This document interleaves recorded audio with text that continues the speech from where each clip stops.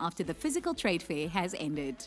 The Africa Automotive Show will present a platform for auto manufacturers, assemblers, original equipment manufacturers, OEMs, and component suppliers to exhibit their products and also interact with potential buyers and suppliers. It consists of an auto forum, auto show, and B2B and B2G exchanges. The AU Youth Startup Program will have a dedicated pavilion for youth startups in Africa where they will showcase their innovative ideas, prototypes, goods, and services. The IATF will provide opportunities for matchmaking with venture capitalists, entrepreneurship training, networking among the youth and other delegates at the trade fair. IATF 2023 will provide a unique and valuable platform for businesses to access an integrated African market of over 1.3 billion people with a GDP of over 3.5 trillion US dollars created under the African Continental Free Trade Area. The African Export-Import Bank, African Union Commission, AFCFTA Secretariat, and our premium partners invite you to join us at IATF 2023 Intra-African Trade Fair, connecting African markets. For more information, visit www.intraafricantradefair.com.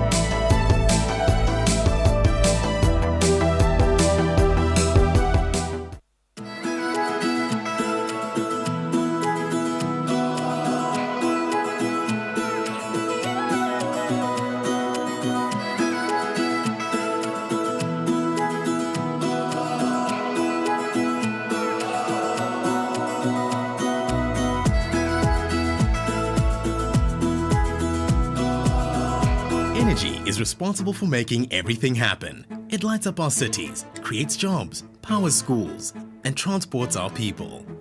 It drives factories and industry and empowers innovation. It keeps us connected and enables science and exploration. With it, we give and receive better healthcare, and our standard of living in every aspect of life improves. Energy really is the cornerstone of the African economy. But what will we do if this precious resource runs out? How can we protect and develop this lifeblood of our beautiful continent? The African Energy Chamber will host African Energy Week at the Victoria and Alfred Waterfront in Cape Town. The interactive exhibition and networking event will run from 18 to 21 October. The 4-day conference will unite Africa's energy stakeholders, drive industry growth and development, and promote Africa as the destination for energy investments. Recognizing that energy transition is shaping global conversation, the week promotes the continent's position and the future of its energy sector. African Energy Week 2022 will be critical for the continent and its people.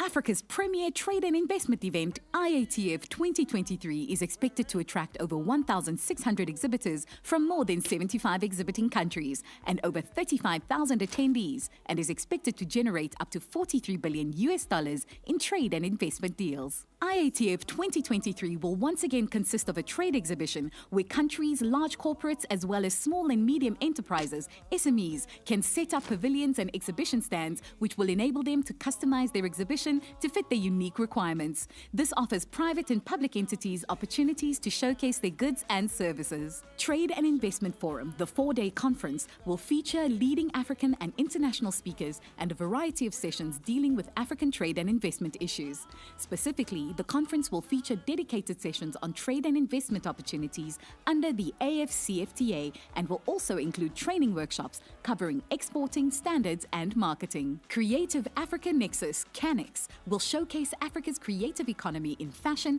music, film, art and craft and sport. The CANEX program will include a Creative Africa Summit and dedicated creative industry exhibition, a B2B and B2G platform. The platform will provide opportunities for matchmaking, business exchanges, and conclusion of business and investment deals. This is supported by a dedicated African Buyers Program. Country Days has sponsorship opportunities and is open to 4 countries. It presents a platform for the 4 selected countries to showcase their trade, investment, tourism, and cultural opportunities. IATF Virtual. This platform showcases goods, services, and investment opportunities on an interactive online platform. The IATF Virtual is currently live and will continue even after the physical trade fair has ended. The Africa Automotive Show will present a platform for auto manufacturers, assemblers, original equipment manufacturers, OEMs, and component suppliers to exhibit their products and also interact with potential buyers and suppliers. It consists of an auto forum, auto show, and B2B and B2G exchanges. The AU Youth Startup Program will have a dedicated pavilion for youth startups in Africa where they will showcase their innovative ideas, prototypes, goods, and services. The IATF will provide opportunities for matchmaking with venture capitalists, entrepreneurship training, networking among the youth and other delegates at the trade fair. IATF 2023 will provide a unique and valuable platform for businesses to access an integrated African market of over 1.3 billion people with a GDP of over $3.5 trillion created under the African Continental Free Trade Area. The African Export-Import Bank, African Union Commission, AFCFTA Secretariat, and our premium partners invite you to join us at IATF 2023 Intra-African Trade Fair, connecting African markets. For more information, visit www.intraafricantradefair.com.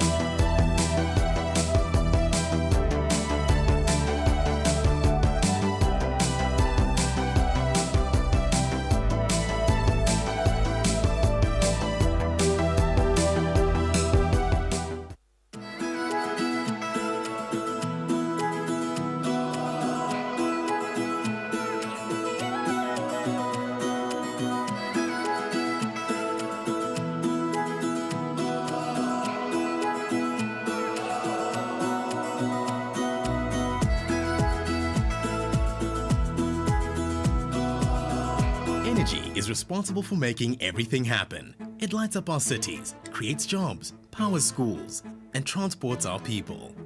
It drives factories and industry and empowers innovation. It keeps us connected and enables science and exploration. With it, we give and receive better healthcare, and our standard of living in every aspect of life improves. Energy really is the cornerstone of the African economy.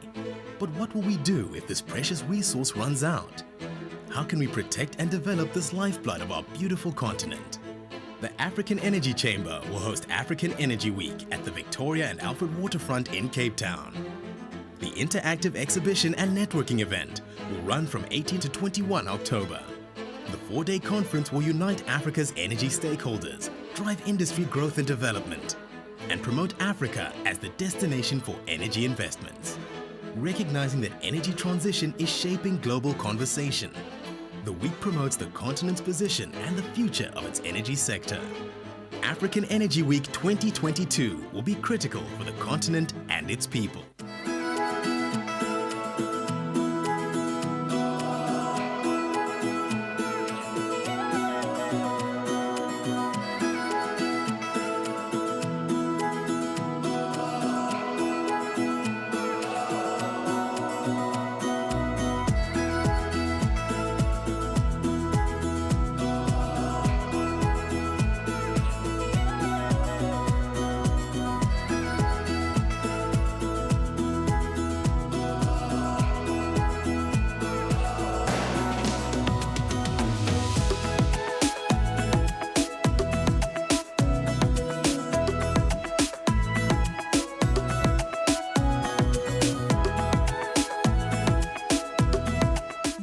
Africa's premier trade and investment event, IATF 2023, is expected to attract over 1,600 exhibitors from more than 75 exhibiting countries and over 35,000 attendees, and is expected to generate up to $43 billion in trade and investment deals. IATF 2023 will once again consist of a trade exhibition where countries, large corporates, as well as small and medium enterprises, SMEs, can set up pavilions and exhibition stands which will enable them to customize their exhibition to fit their unique requirements. This offers private and public entities opportunities to showcase their goods and services. Trade and Investment Forum, the 4-day conference, will feature leading African and international speakers and a variety of sessions dealing with African trade and investment issues.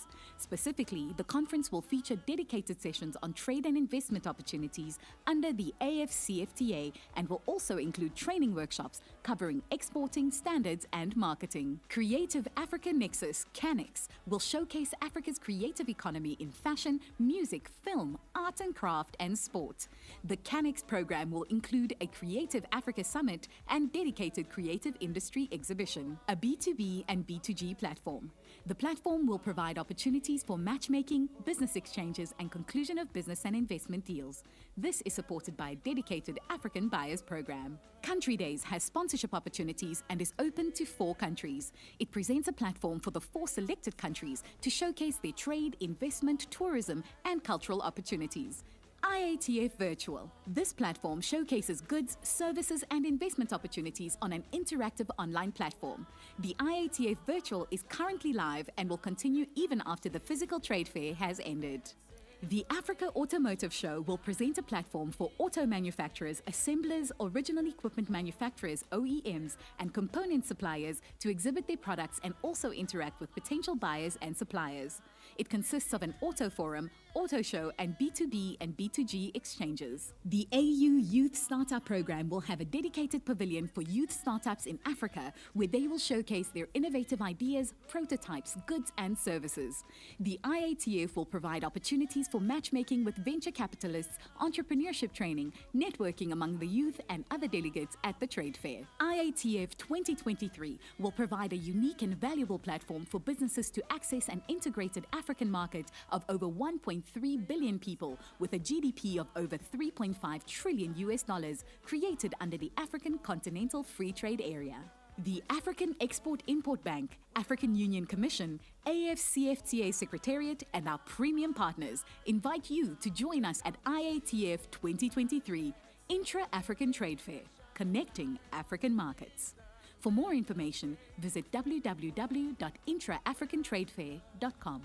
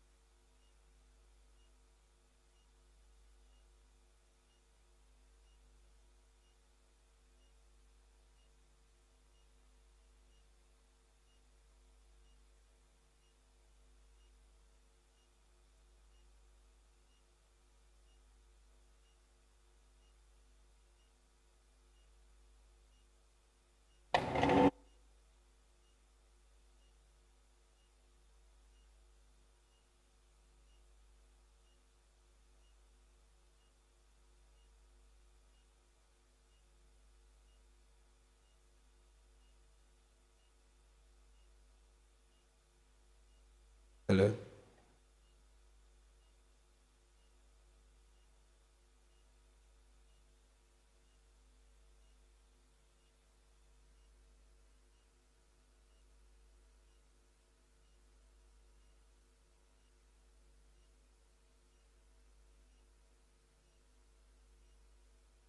One.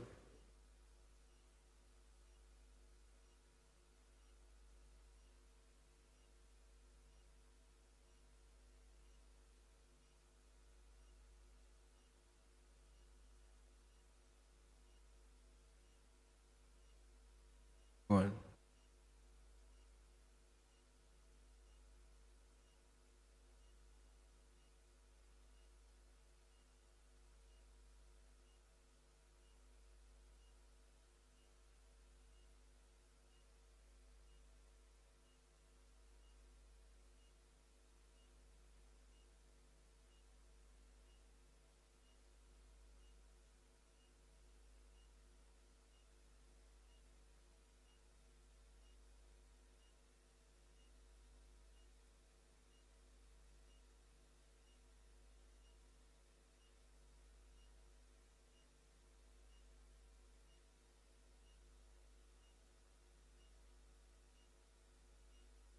One. One.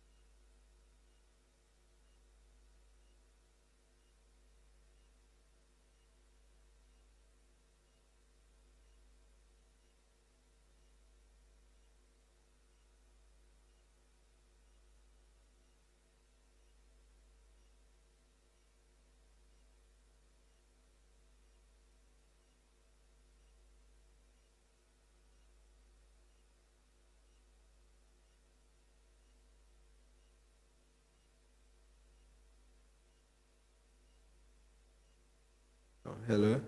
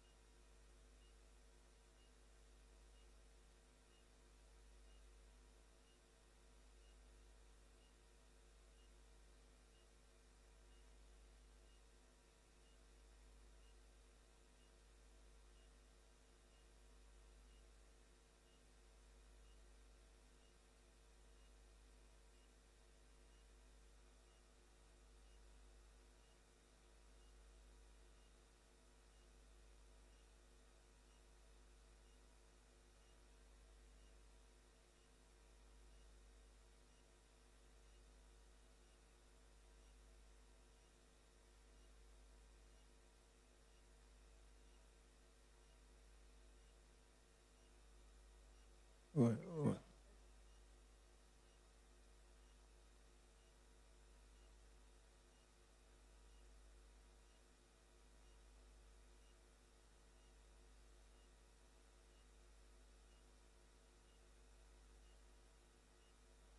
One.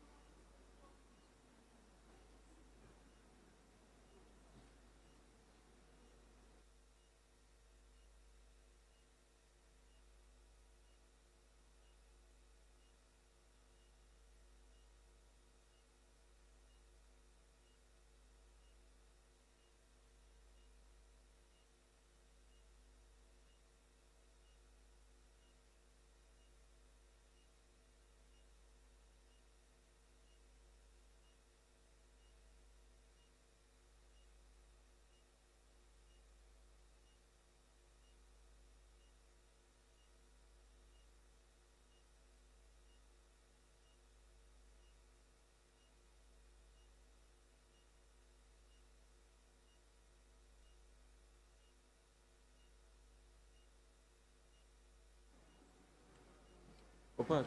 Opat. Thank you. I'm just going to visualize the slide. So just use it. Okay. Thank you. Please wait a minute. Is it on? Please, it's on. Ladies and gentlemen, please could you make your way to the plenary hall?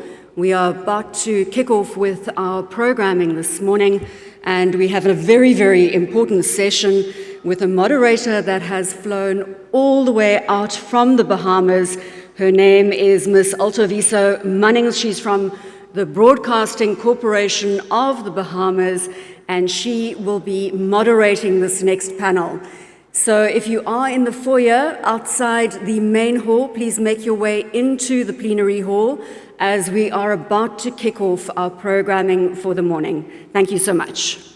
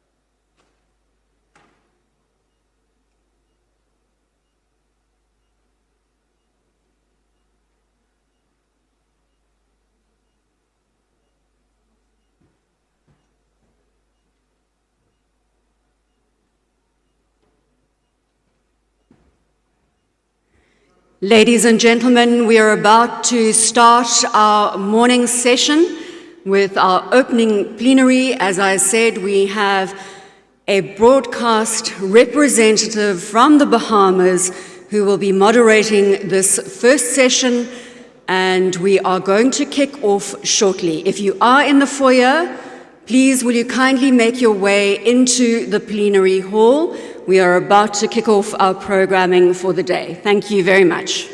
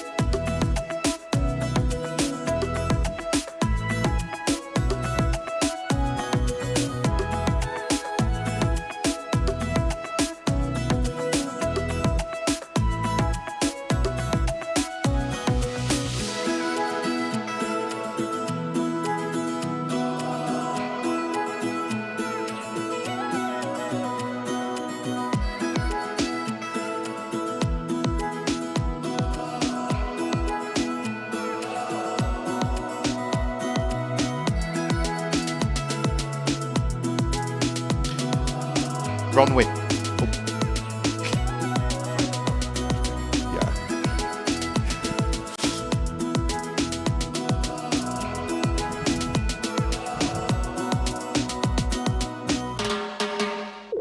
Well, good morning to everybody. Could you lower that music, please? Otherwise, I'm going to start singing to it, and you don't want to hear that this early in the morning. Okay, good morning, everyone. I know there isn't a full house at the moment, but apparently the traffic is a little bit tricky this morning, so people will be trickling in. So do grab your seats. My name's Mark Edo. You probably know that by now because I've been the moderator for the last 2 days or so. And what a day yesterday. What a day with the likes of Mia Motley, the heads of state from various places. Yes, it does deserve a round of applause. Thank you very much, sir. Because, you know, you can really talk the talk about building bridges to the diaspora, or you can walk the walk. And I think there was a lot of walking yesterday, and I think there was a lot of synergy, and there were a lot of relationships built, and ideas were born as well. So a wonderful day yesterday, and today is no exception. Now, normally I do a lot of these events, as many of you will know, and the third day is usually like the third day, right? It's like when it's sort of the leftover day. But today is quite the opposite. I was looking through the program to look at some of the panels and the panelists that we were having, and I advise you to look on the app and check this out. And it's incredible. There's some incredible people on the panels today, and the next panel we're going to have is no exception. It's pure quality in terms of the thinkers, the big thinkers that we have throughout the day. It culminates right at the end with a session called Sport as a New Creative Industry, and that's got none other than Didier Drogba. Didier Drogba and Asamoah Gyan, Ghana's great footballer, two great icons of African sport to round up the day. So let's begin now. We're going to begin with a panel session called United We Stand, Deploying Afro-Caribbean Resources for Sustainable Development, Perspectives from Monetary Authorities. But before we do that, I actually have a message for those monetary policy people. It says that at 10:30 there's a forum for ministers of finance and central bank governors. Now, if you are a minister of finance or a central bank governor, or you work for one of them, you need to listen up to this, because at 10:30 we would like to invite all ministers of finance as well as central bank governors and their delegations to participate in the side event titled Forum for Ministers of Finance and Central Bank Governors, taking place in Committee Room 1, which is located on the left side of the main hall. The session, the left side of the main hall, I guess they're talking about when you come out and go left. The session will be discussing reserves management in this changing global architecture. Dr. Donald Kaberuka will make the keynote address. Panelists include Afreximbank's EVP, Egypt's Minister of Finance, and Zambia's Central Bank Governor. So, Ministers of Finance, Central Bank Governors, please go to that side event at 10:30. Okay, let's get the show on the road then. It gives me great pleasure to welcome my dear big brother and mentor to give the keynote address that will set the scene for this panel. Please give a very warm round of applause to His Excellency Ambassador Albert Muchanga, the Commissioner for Economic Development, Trade, Industry and Mining at the African Union Commission.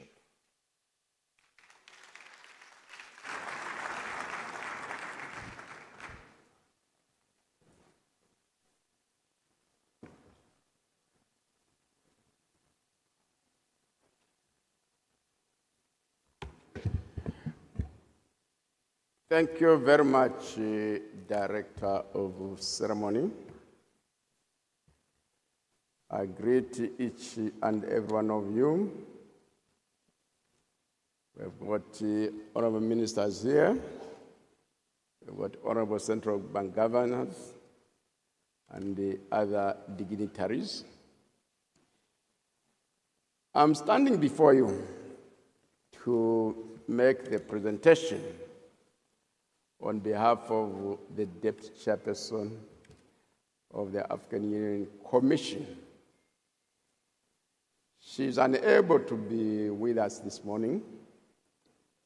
She has to hold the fort on behalf of the Chairperson of the African Union Commission, who is attending to other continental duties across Africa. Can I just, yeah. But we always operate as a team, and hence my coming before you here to make the briefing. I begin by saying that the resources of the African and the Caribbean regions are very vast, and they are equally very varied. But broadly, they can be grouped into three categories: human capital, natural resources capital, and environmental capital. When we talk of generating the sustainable development of Africa and the Caribbean regions by deploying these resources, a key feature is that both of our regions are among the most vulnerable to climate change and the least contributors of the emissions of greenhouse emissions, causing this environmental and potentially existential threat. The vulnerability is evidenced in tropical storms, floods, droughts, desertification, prolonged heat waves, rising sea levels, acidification of seas, crop failures, rising environmental damages and costs, and, among others, food insecurity and the resultant dislocation of environmental and socio-economic systems. Many parts of Africa do not, for the first time,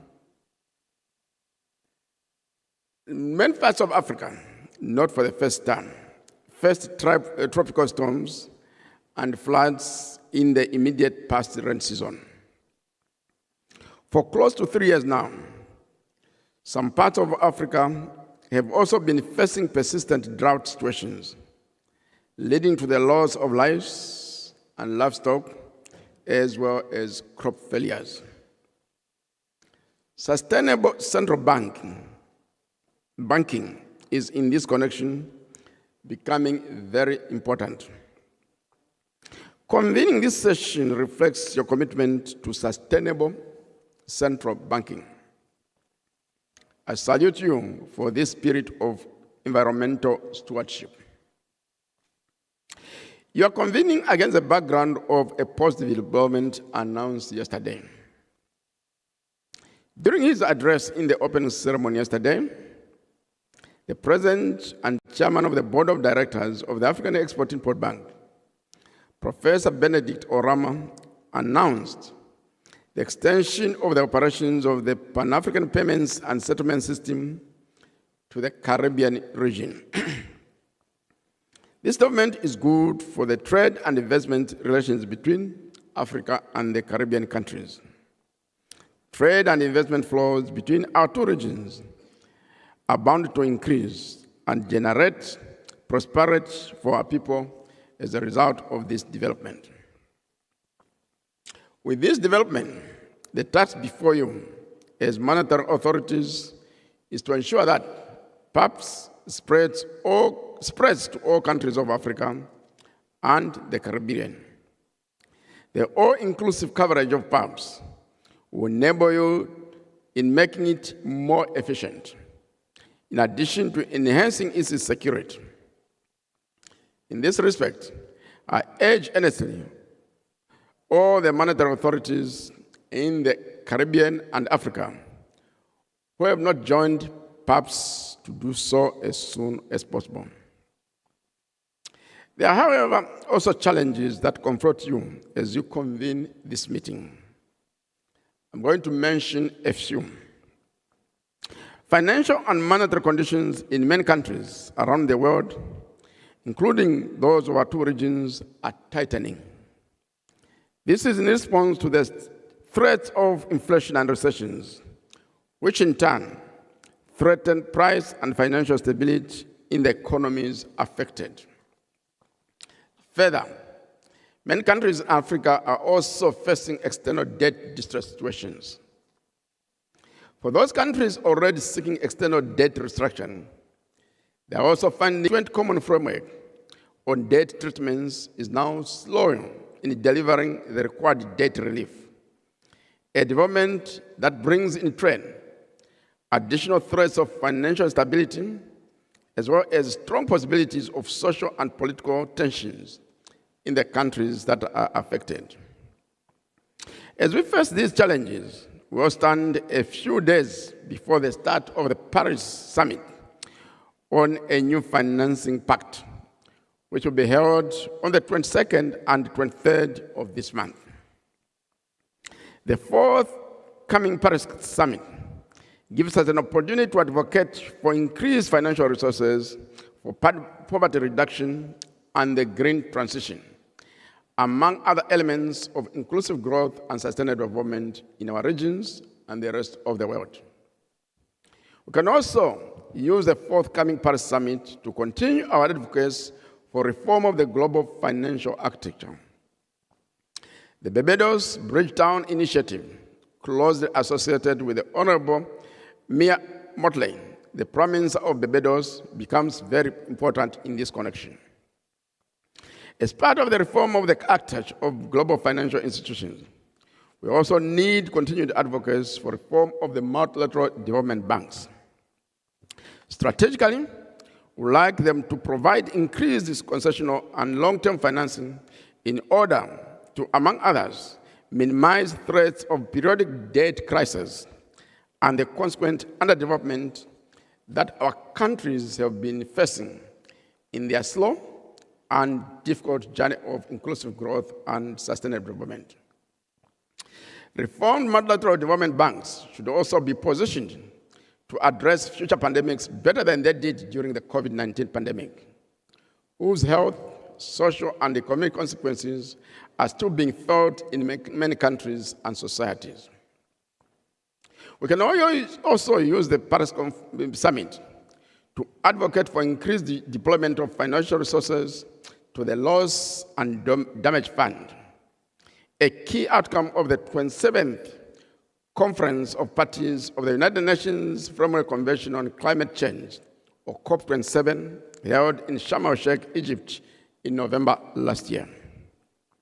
As Lydia mentioned, our regions, which are least contributors to climate change, are facing rising environmental damages and costs, as well as vulnerability. We urgently need increased financial resources for mitigation, adaptation, and loss and damage, additional to those required to overcoming poverty and underdevelopment. The polluter pays principle, adopted at the June 1992 United Nations Conference on Environment and Development, UNCED, held in Rio de Janeiro, Brazil, is the bedrock of the Loss and Damage Fund. In this respect, the climate change-inducing commercial activities should also be taxed to contribute to the fund, notwithstanding the fact that our world has market radicals who resist paying taxes. Just as much as we welcome the pledges made by governments and philanthropies, we must also continue to insist that the commercial companies making profits from the activities associated with emissions of fossil fuels must contribute fully, fairly, and timely to mitigation, adaptation, and loss and damage. Let us continue putting these companies in the spotlight. We also need greater voice in the governance of the global financial system. The Global South is an important systemic part of the global economy, and in this respect, requires greater voice in managing the interdependence of economies. Granted, there is emerging fragmentation of international trade and deglobalization. But this is the time multilateralism becomes even more important. Acting together and in alignment, we can overcome the challenges facing us. Acting in isolation, we can sink one by one. We need each other to survive and thrive as humanity. I'll conclude my brief statement by stating that the issue of carbon trading is increasingly becoming important as the world moves towards the net zero transition. The key question is, when is carbon trading going to be mainstreamed in the country's international trade statistics around the world? Mainstreaming carbon trading in international trade statistics would enhance our advocacy for incorporation of disasters induced by climate change, as well as future pandemics in future debt contracts and treatments. A future must come where net contributors to loss and damage to the physical environment assume the debts of affected countries and communities who are the least contributors. Our two regions are in the category of the least contributors. It is with these words that I look forward to monetary authorities in this conference room giving us their perspectives on how the African and Caribbean countries can work in a unit to leverage their human and capital and natural resources, as well as environmental resources, to achieve inclusive growth and sustainable development in our two regions. I'll end here and thank each and every one of you for your kind attention. Thank you, moderator.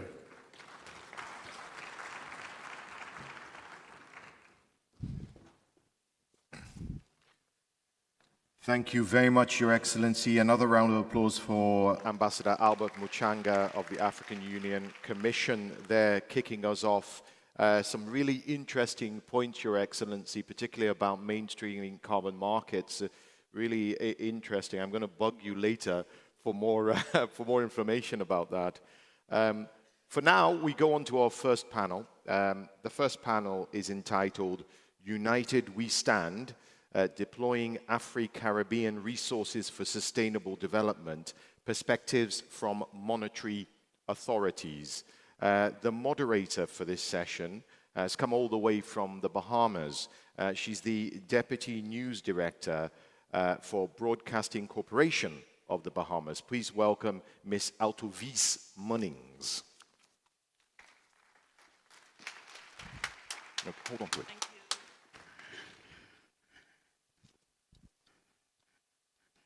Good morning. Good morning. Akwaba. Thank you to Africa Export-Import Bank for this wonderful opportunity. This morning we are going to discuss financing between Africa and the Caribbean, and I want to introduce my distinguished panel. I want to first of all welcome His Excellency Mohammed Ahmad Mait, Minister of Finance of Egypt and Chairman of the Afreximbank General Meeting.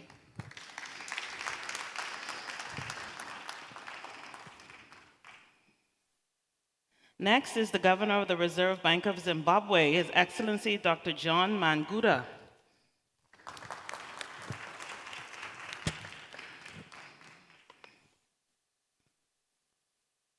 Governor of the Bank of Ghana, Dr. Ernest Addison.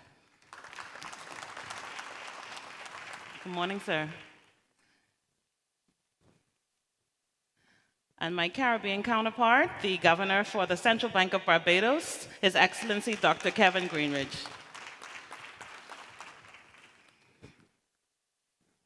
Good morning.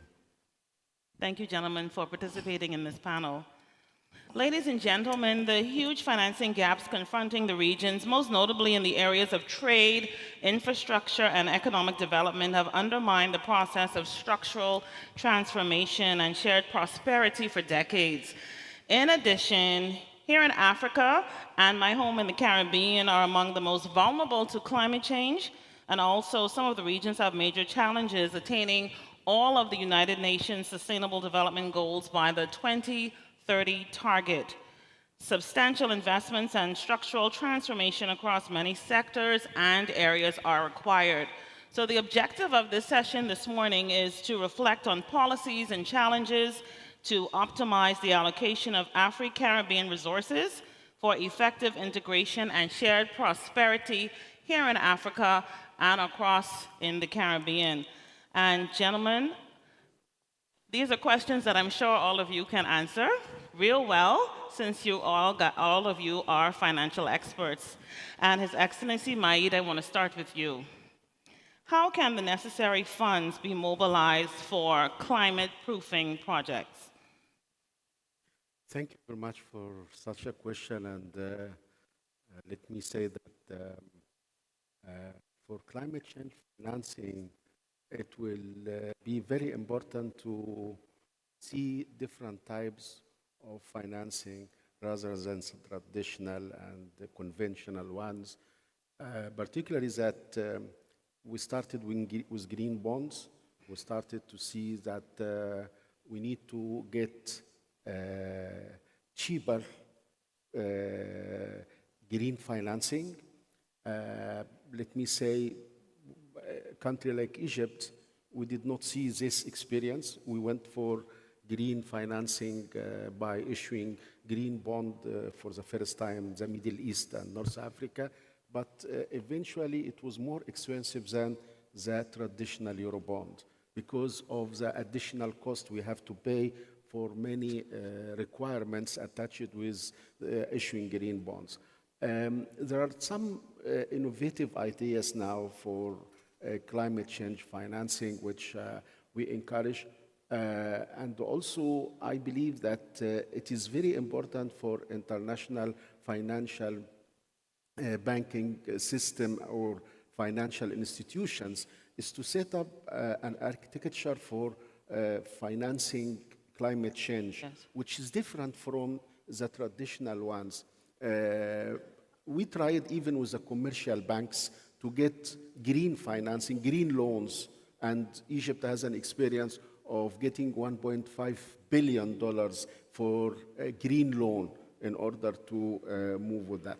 But let me say that we need to see in different international financial markets some innovative idea to go for it. I remember that I went to the Japanese financial markets and I issued samurai bonds, cheaper, and really it was good experience. So now they are saying to us, we can go further and see green samurai. It's an innovative idea, cheap, but we have to raise the issue of guarantees. The issue of guarantees for accessing some of the international financial markets will be an issue. So for example, we are trying in Egypt now to go for a Chinese financial market to issue Banda bonds. But because of the need of guarantees, we asked the African Development Bank, and they have approved some couple of weeks ago a guarantee of $745 million to issue Banda bond in the Chinese capital market.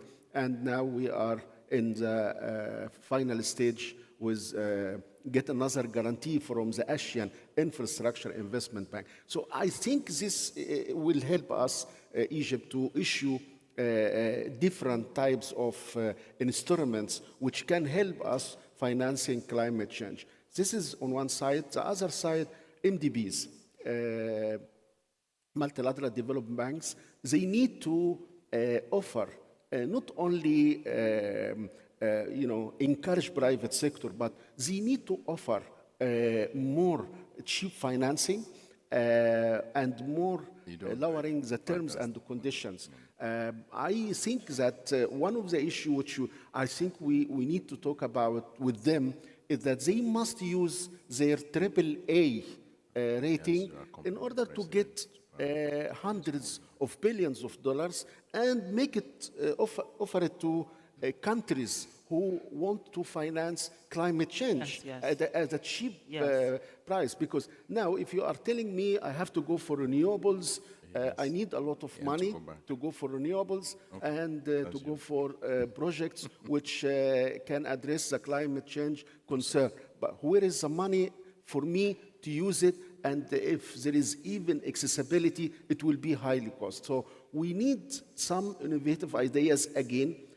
I see some of the commercial banks now started to design some innovative ideas, but let me say that with guarantees must be increasing from the World Bank, the European Investment Bank, and others in order to offer good financing at a cheap cost to push us in this direction and or to help us to go in this direction. One of the issues which we have discussed in Sharm el-Sheikh last year in November is that how can we put a mechanism, international standard mechanism, in order to be used in financing climate change, and also to ensure that green bonds, for example, will be offered at a cheaper cost, not at higher than traditional cost.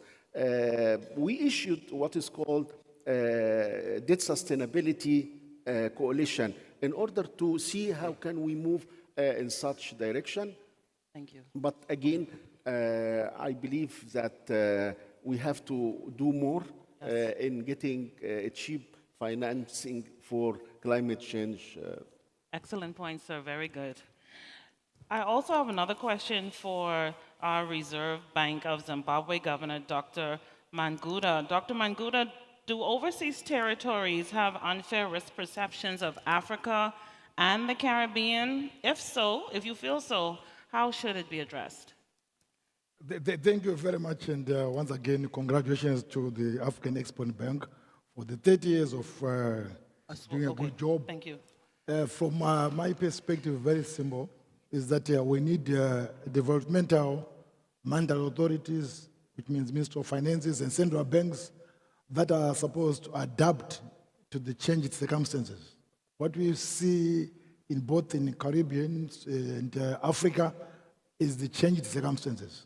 We have got the change in climate changes, as we have said. We've got a global financial squeeze throughout the world, and with the geopolitical circumstances. All this needs us to remain united, working together in harmony to ensure that we minimize the risks of falling as a team. In fact, it says united we stand and divided we fall.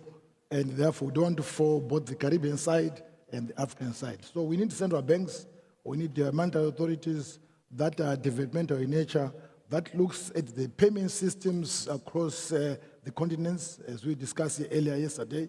And we need those to mobilize resources to ensure that we bring in sanity within the two continents or the two sister countries. If I look at Africa as a country and the Caribbean as one. So what you are saying is very critical. We need to work together in harmony. We need the central banks to ensure also that they understand each other as a society. So we need a cross-fertilization of ideas from the Caribbean and into also to Africa.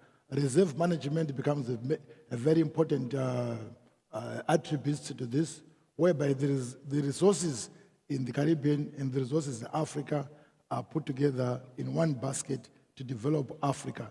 That's why we are pleased by what Afreximbank has done in trying to bridge the gap between the two societies, so at the end of the day we put our resources in one basket and also be able to deploy the same resources to improve the welfare and sustainability of the Caribbean and African societies. It's a must to do it.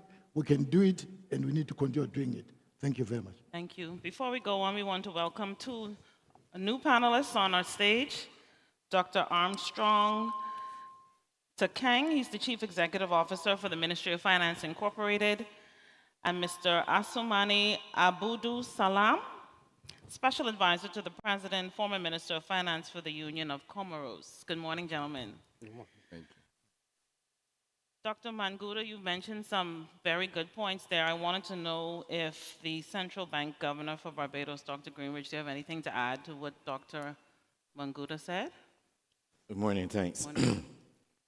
Not to add, but to perhaps elaborate a few points. And under the theme, which is deploying Africa, Caribbean resources. First in the Caribbean, and I think it came out, we have quite a lot of resources among the African space countries. And we've, through Afreximbank, have found creative ways to start to deploy those resources to bring the Caribbean countries into the fore. Many ways, but let me focus on a few. So, one, what are the main problems for climate financing? Right now, as being said, too short term, very expensive, and it crowds out other things because of these debt ratios that you get imposed. So, what we need, longer term, much cheaper, and a way to bring crowding out. With partnership, for example, with Afreximbank, with the office in Barbados now, for the Caribbean region, pledging $1.5 billion. That's providing wholesale funding and guarantees, credit guarantees to the local banks working through the Central Bank Barbados and the regional central banks. And what that does is unlock the potential liquidity in the system because, as we heard yesterday, banks here in the Caribbean, etc., have become a bit risk-averse to some degree, focusing a lot on AMLs as opposed to... So that allows them to take on and finance climate and greening projects, etc.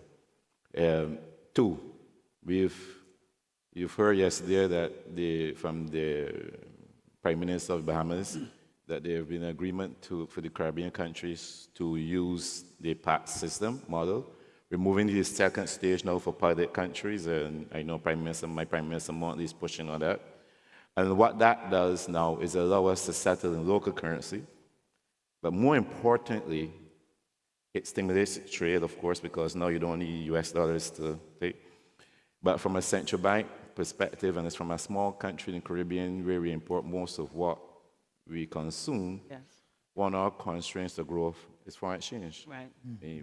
We have, what, Barbados, at least $3 billion in terms of liquidity in system access. But that means nothing if we don't have the convertibility. But now we can trade in that, and that gives us space on the foreign exchange side to do other things and deploy those resources differently. On the issue of climate finance, again, what we are doing, we know the Caribbean, CARICOM Development Fund has now been a partner shareholder in Afreximbank. That provide that backing from such a huge institution as Afreximbank allow now for the Caribbean Development Fund to move ahead in certain directions. One direction to move ahead in is developing a regional resilience bond. And that now cleverly put together will provide longer-term financing because right now for us in Caribbean, our main source, the only other game in town you hear Prime Minister Montley say is the IMF Resilient Sustainability Trust, and that's very limited. And now this provides another avenue where they can complement with the backing of Afreximbank and provide financing, longer-term maturities in the area of that. One point I also want to make in terms of creative financing, what we can do. What Barbados have done now is to include natural disaster clauses and pandemic clauses into our bond issuance. And what that does is that in the event of a natural disaster, and it's defined in certain parameters, so it's very clear how you will trigger it if you want to, or have pandemic similar to what we had before. In the case of Barbados, because we've written those into our new debt instruments, immediately it frees up for us 19% of GDP in terms of financing space. Now, there's no one coming in. If a hurricane hit Barbados now, and unfortunately one is in the air, Yes. there's no one, and I pray that it doesn't come, no one is going to come immediately and give you 19% of GDP to start your cleanup. These instruments, initially when we designed them, we thought about them, we were told by international institutions to increase the price of our bonds. They have not done that. They actually, I believe, the market is giving us a better price than you expect, because what it does, these pandemic clauses, it means that in the event of a disaster, it's known in it, you will postpone payments for 2 years, and you put that on the end of the instrument, and you pay it. So the investor knows with certainty what's going to happen. Doesn't have to worry. He or her doesn't have to worry. If we can get, for example, Afreximbank and other countries to include those in their instruments, then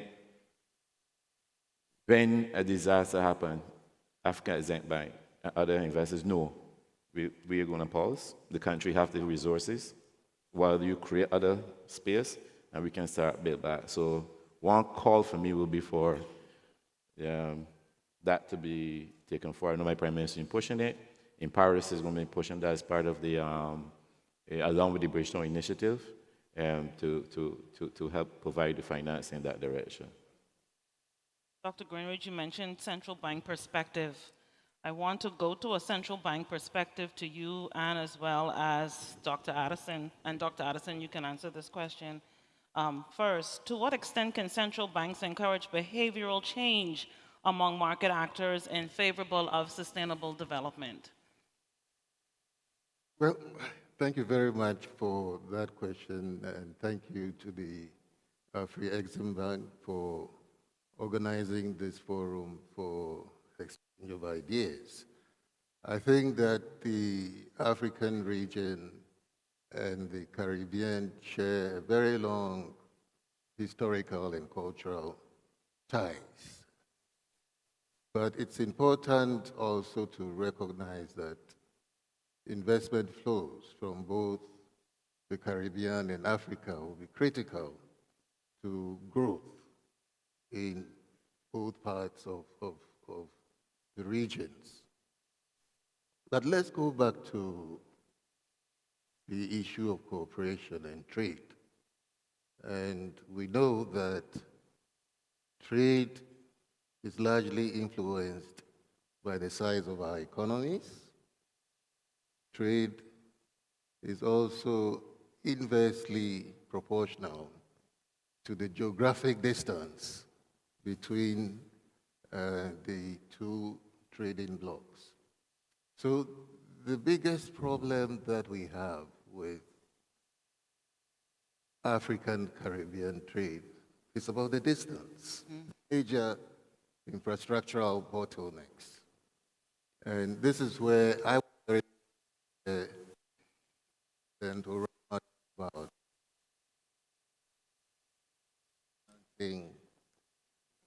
African Caribbean airline, which would really lead to the kind of integration that we are looking at. So we need to encourage the investments in air and maritime transportation. That infrastructural bottleneck would continue to be a major obstacle to promoting trade between our two regions. Having said that, I think that there are other areas of mutual cooperation where we can derive some benefits. I met with Governor Kenneth of Barbados on Friday. He came in with his team to the Bank of Ghana to exchange ideas for the past 2 days or so. We shared with them the progress that we had made right? Progress that we had made in our payment systems, getting technology to drive the Ghanaian payment system, market, mobile money space, and some of the things that we have done to introduce or pilot the central currency, which is the CD. We also did quite a bit from our counterparts led by the governor on the fact that they had also done a debt exchange. And we had a very robust discussion on, how the debt exchange had impacted Barbados and what we could do as a country also to sort of move away from this impact of the domestic debt exchange on markets in Ghana. He was very firm that we will make progress. They have been through it, and we picked up quite useful ideas, in that discussion on the way forward, including what he just mentioned about putting in clauses on pandemic issues in the issuance of our bonds going forward. Then the discussion got to the issue you raised on the multilateral financial institutions, in particular how to take advantage of the Resilience and Sustainability Trust, which I think Barbados was the first country to get access to got some money from the IMF and the Resilience and Sustainability Trust. I think they also got some money from the World Bank, $100 million on that, and sort of encouraging us to, sort of take that path as well, because there are a lot of projects that can be financed using those green resources.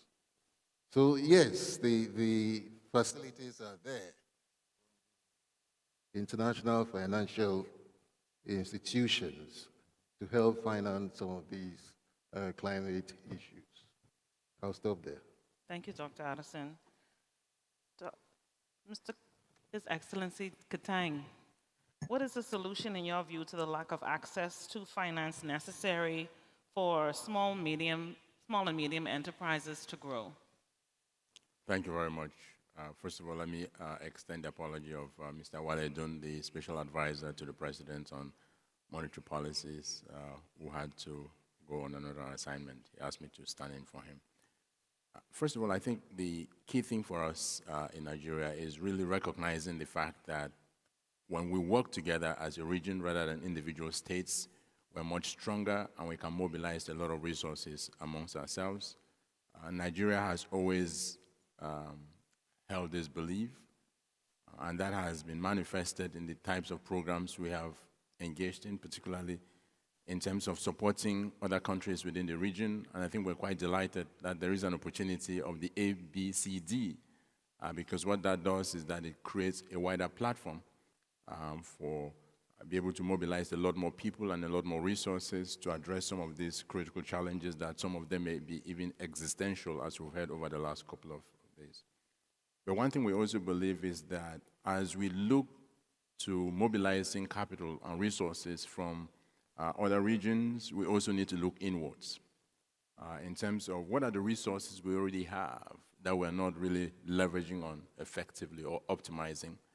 So one of the reforms that the current administration has done is to look at how do we ensure that our existing investments are delivering sustainable returns, because it is through those returns, through cash flows, that we can have a lot more resources for some of these developmental programs. And then also looking at some of the structural challenges that we have in our system. For instance, the idea of petroleum subsidy in our own country, because each country is unique in its own way, to see that there are better ways for us to use those resources. And that's why one of the major pronouncements that the current president made was to take out the subsidies, because what that does is that it's also a mechanism for us to be able to mobilize additional resources to address some of these environmental challenges, as well as providing resources for small and medium-sized enterprises. The company that I run, which is Mofi, we own about 50 companies, valued at about $40 billion. And those companies are across different sectors, intervening in small and medium-sized enterprises, in financial services, in agriculture, mining, oil and gas. And so we see that because the demand for supporting those enterprises is increasing every day. So we have to begin to look internally and see how do we mobilize resources internally to address those needs and support the institutions that have the mandate to support those small and medium-sized enterprises.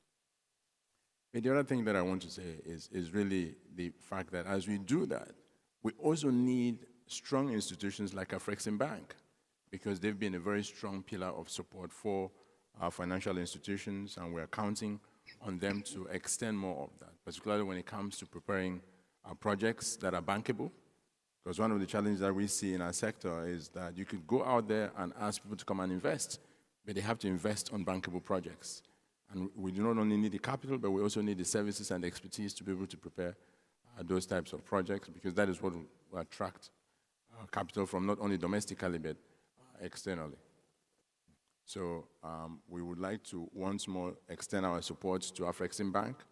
I think Nigeria has always been a pillar of support for Afreximbank, even in their very dark days. Mm-hmm. And I would say that to the president that the administration will be there to continue to support the institution, because we think that a stronger Afreximbank means a stronger Nigeria, means a stronger Africa, and I also believe it will be a stronger ABCD, and I hope that we'll be able to follow through that and make the ABCD a reality. Thank you very much. Thank you very much, sir.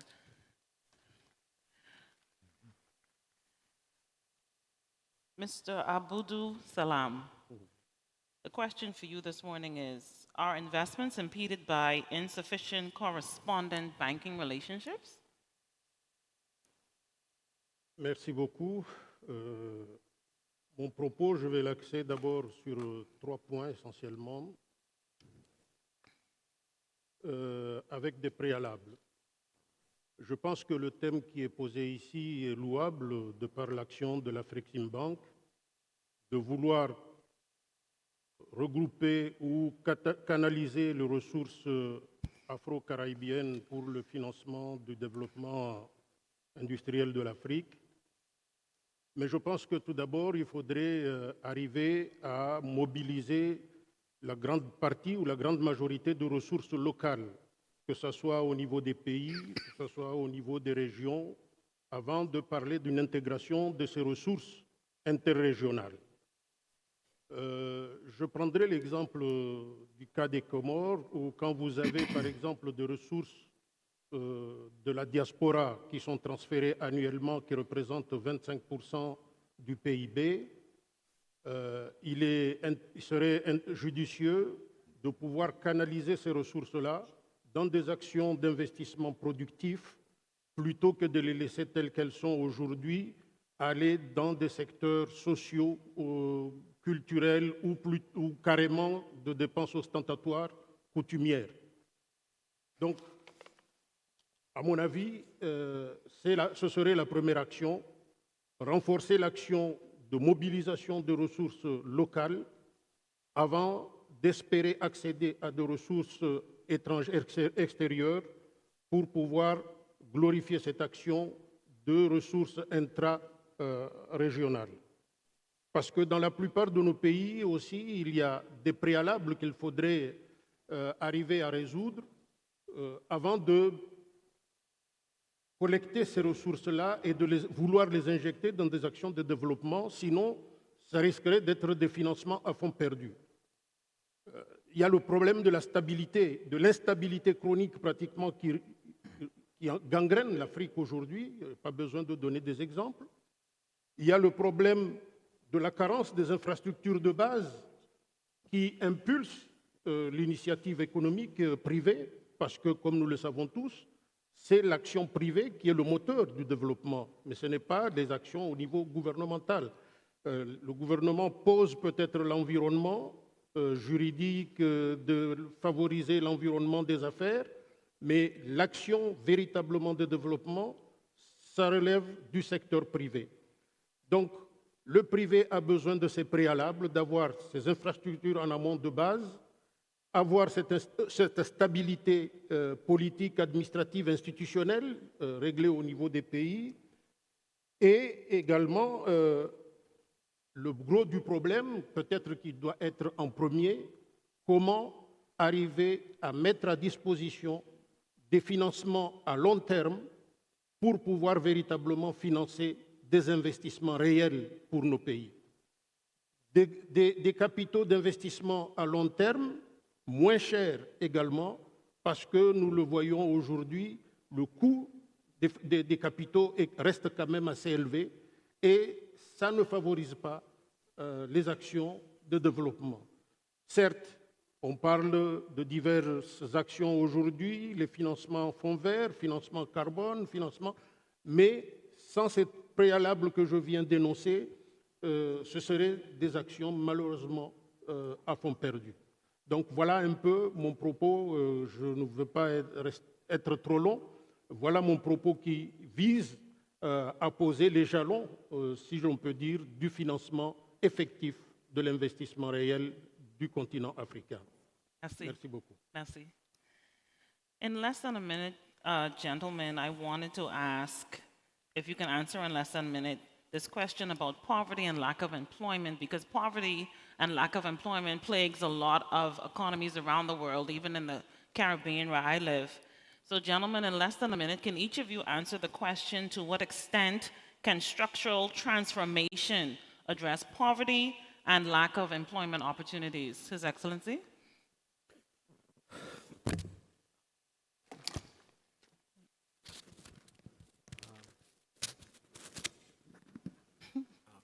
Okay, let me use it in this way. I believe you can reduce poverty and create unemployment together at the same time. We have this experience in Egypt after what is called the Arab Spring. We found that millions of the Egyptians working abroad coming back, looking for jobs inside the country. At this time, we cannot create immediately 3-4 million jobs. But what we thought, okay, let us create projects which can create millions of jobs. And this direction helped us to create up to 5 million new jobs for these comers to the country, and also to reduce poverty. Because the most effective way to reduce poverty is to create jobs to people. Whatsoever social benefit package you are offering to people, cash transfer, food subsidy, energy subsidy, whatsoever, will not be effective. The most effective is to use resources to ensure that these resources will create jobs. And I believe this is one of the very important points, is that whether we can borrow to create jobs, improve infrastructure, improve utilities, services to the people, at the same time, this will reduce poverty. This will be an efficient and less costly, or no, I have to not to expand financing, but I have to limit what I can do, which might not sort out the two important, creating jobs and reducing poverty. Thank you so much, sir. Dr. Mangura? Thank you very much. Poverty is the result of a lack of sustainable development. If you develop our economies, we increase employment, and we increase also the welfare of our people. Poverty is the result of misuse of resources. If we use the resources in a manner that is acceptable, best practice of utilization of resources, we increase and also employment. We need to beneficiate in Africa. We have a blend of resources that I do believe that if we harness them, increase beneficiation, then we also get out of poverty. poverty, it is a disease that can end of the day present what I call political challenges in economies. And those can be resolved by formalizing the informal sector. I see in Africa we have a blend of informal sector. We now need as mandate authorities, including ministries, including government, to formalize such informal sector. You'd find that in most African countries, about 50 and above percent is informal sector. That is not good enough because it does not bring the safety nets into the economy. You want to create middle class that is able to increase the consumption in the economy, and we need to ensure that we need appropriate financial tools to do so.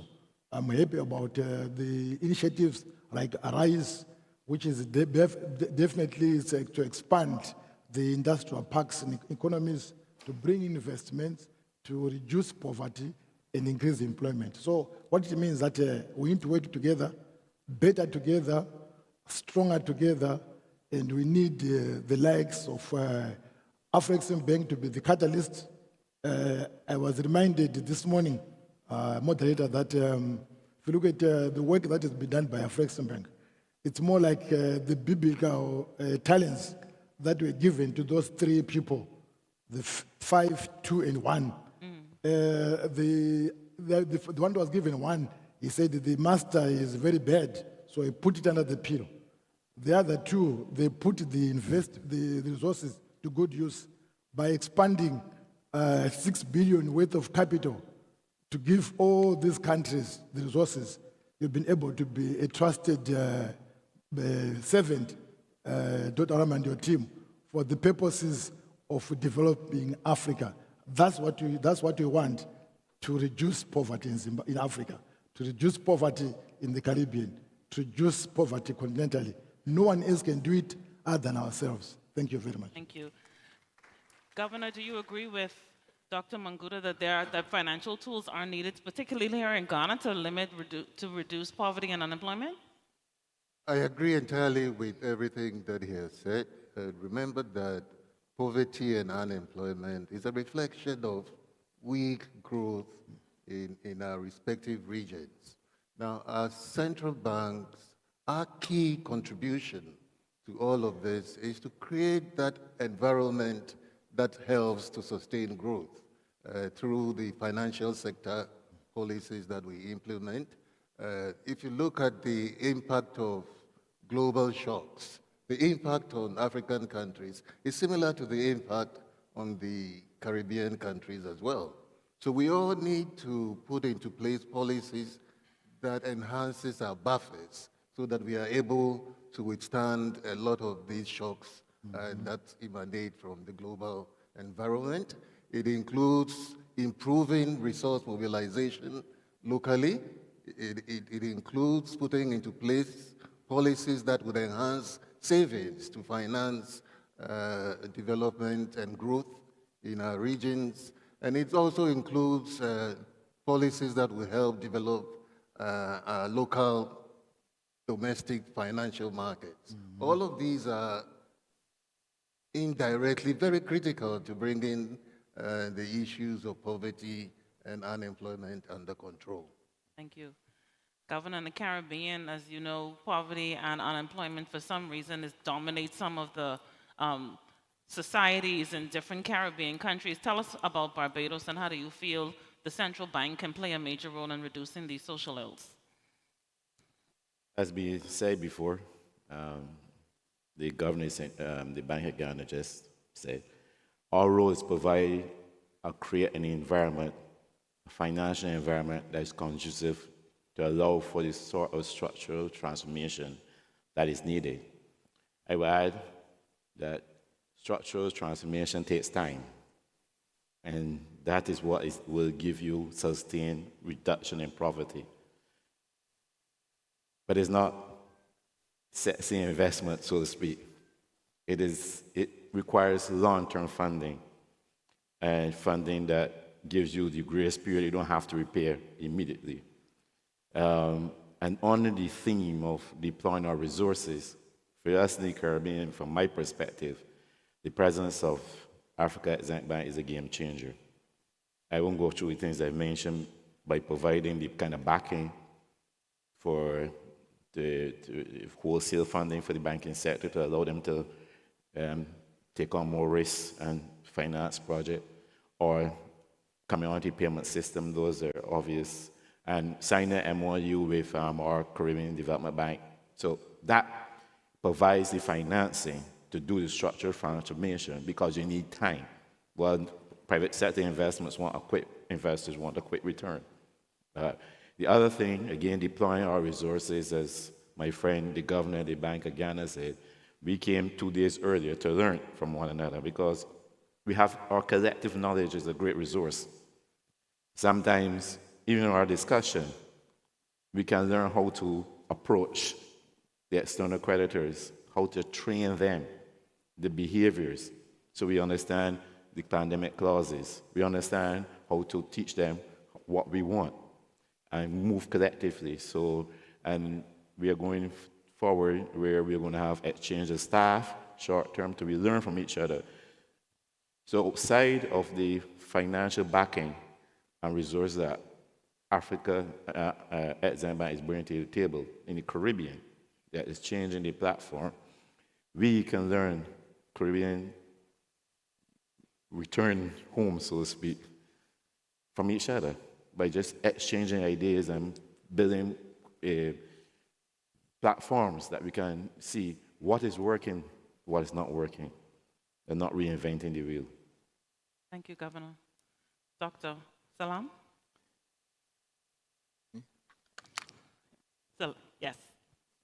Merci beaucoup. Tout d'abord, je voudrais situer cette problématique de la pauvreté, qui est une véritable gangrène au niveau de la société, et que si on n'en prend pas garde, ça risque d'emporter je ne dirais pas tout le pays, mais en tout cas tout un pan de la société. Pour avoir eu une carrière de 20 ans dans l'administration technique et politique, je me suis reversé après dans le privé pendant 16 ans, où j'ai eu la chance de diriger un secteur de microfinance, un réseau de microfinance, qui, quelques 12 ans après, est devenu la première institution financière du pays. Ça m'a permis de voir et de dire que si on ne prend pas en charge cette frange de la population qu'on dit les pauvres, en leur créant des outils ou des produits financiers adaptés, tant pour l'épargne que pour le crédit, ça n'améliorera jamais leur situation. Or, justement, dans le réseau que j'ai eu à diriger, nous avions eu la chance d'avoir créé des outils spécifiques, des produits spécifiques d'épargne et de crédit. Et au fil des années, nous avons pu constater que ces gens qu'on a classés initialement pauvres ont réussi à surmonter quelque peu cette pauvreté, et certains même sont devenus beaucoup plus demandeurs que nous étions obligés d'orienter vers les secteurs financiers bancaires. Parce que le réseau de microfinance, comme vous le savez tous, a un certain niveau où il ne peut pas accéder. Donc, nous avons évolué de cette manière, et je peux dire qu'au bout de 12 ans d'expérience, tout le monde a constaté que ce réseau de microfinance est devenu la première institution financière devant des banques commerciales du pays. Tout d'abord parce que je vais dire quelque chose qui risque de choquer certains dans la salle. Nous oublions souvent de dire que le pauvre, entre guillemets, parce que je ne sais pas ce que ça veut dire exactement, eh bien le pauvre, quand il vient emprunter, il rembourse beaucoup mieux que le cadre supérieur ou que l'entrepreneur moyen. Eh oui, madame. Parce que lui, il n'a pas les moyens, et là c'est une deuxième gangrène, de nos sociétés que nous devons régler, il n'a pas les moyens de corrompre le magistrat ou le policier qui est lancé à ses trousses quand il ne paye pas convenablement. Donc, pour préserver sa modeste personnalité, il se fait l'effort de rembourser convenablement son crédit qu'il a demandé auprès de l'institution financière. Alors qu'on le voit tous les jours, ceux qui ont pignon sur rue, qui ont beaucoup de moyens, ils s'évertuent à créer l'insolvabilité s'ils ne créent pas les outils de corrompre l'outil judiciaire. Donc, la pauvreté, c'est une gangrène, il faut la résoudre, mais pour la résoudre, il faut créer des outils adaptés, des produits adaptés qui puissent les amener à émerger de cette situation précaire. Et encore une fois, l'expérience que j'ai eue pendant 16 ans m'a permis, ou me réconforte encore davantage dans cette situation, dans cette position que j'affirme ici aujourd'hui, que nous devons prendre en considération tous les échelons de la société et avoir des produits spécifiques adaptés. C'est le cas également de notre diaspora que j'ai cité tout à l'heure, qui transfère pratiquement l'équivalent de 25% de notre PIB. Il faut arriver à créer des produits spécifiques adaptés à cette frange de la population pour pouvoir booster l'économie et en créant beaucoup d'emplois pour les jeunes également, au risque de tomber dans ce qu'on appelle la formation des universitaires chômeurs, entre guillemets. Merci. Dr. Tekang, thank you. Dr. Tekang, you have the final word. Sure. Thank you very much. You know, the experience we've had so far is that there is too much emphasis on using the excuse of lack of capital as the reason why there's a lot of poverty and lack of employment. If you have those resources, but you do not have good institutions that would administer programs for those resources, you're not going to make much progress. We've certainly had the experience where we have deployed large amount of capital over decades in specific sectors that were expected to create jobs and reduce poverty, but they really wasn't very successful. But in instances where there was a recognition for strong institutions that have the governance in place, that has the competence of management to deploy those resources well in a sustainable manner, we've had better outcomes. So I think in addition to mobilizing capital and having resources, we need to, in the continent, we need to begin to place importance, or more importance, on building very strong institutions with the right governance in place, have the competent teams that will manage these resources. And I believe when we start moving in that direction, we will see better outcomes that are meant to address poverty as well as reduce unemployment. We certainly have some of our portfolio companies that were established in the last decade where those were practiced in terms of ensuring we have the right business model, we have the right governance structure in place, we have the right competent teams that are managing these resources and those programs. We've had better and more improved outcomes from the same quantum of resources. So I think that is something that we need to look at as a continent in terms of better deploying our resources and having the right institutions to do that. Thank you. Gentlemen, thank you so much for participating in this wonderful discussion on United We Stand, deploying Afro-Caribbean resources for sustainable development, perspective from monetary authorities. Enjoy the conference. Audience, thank you for your attention. Mr. President, good morning, and thank you so much for this opportunity, sir. Good to see you.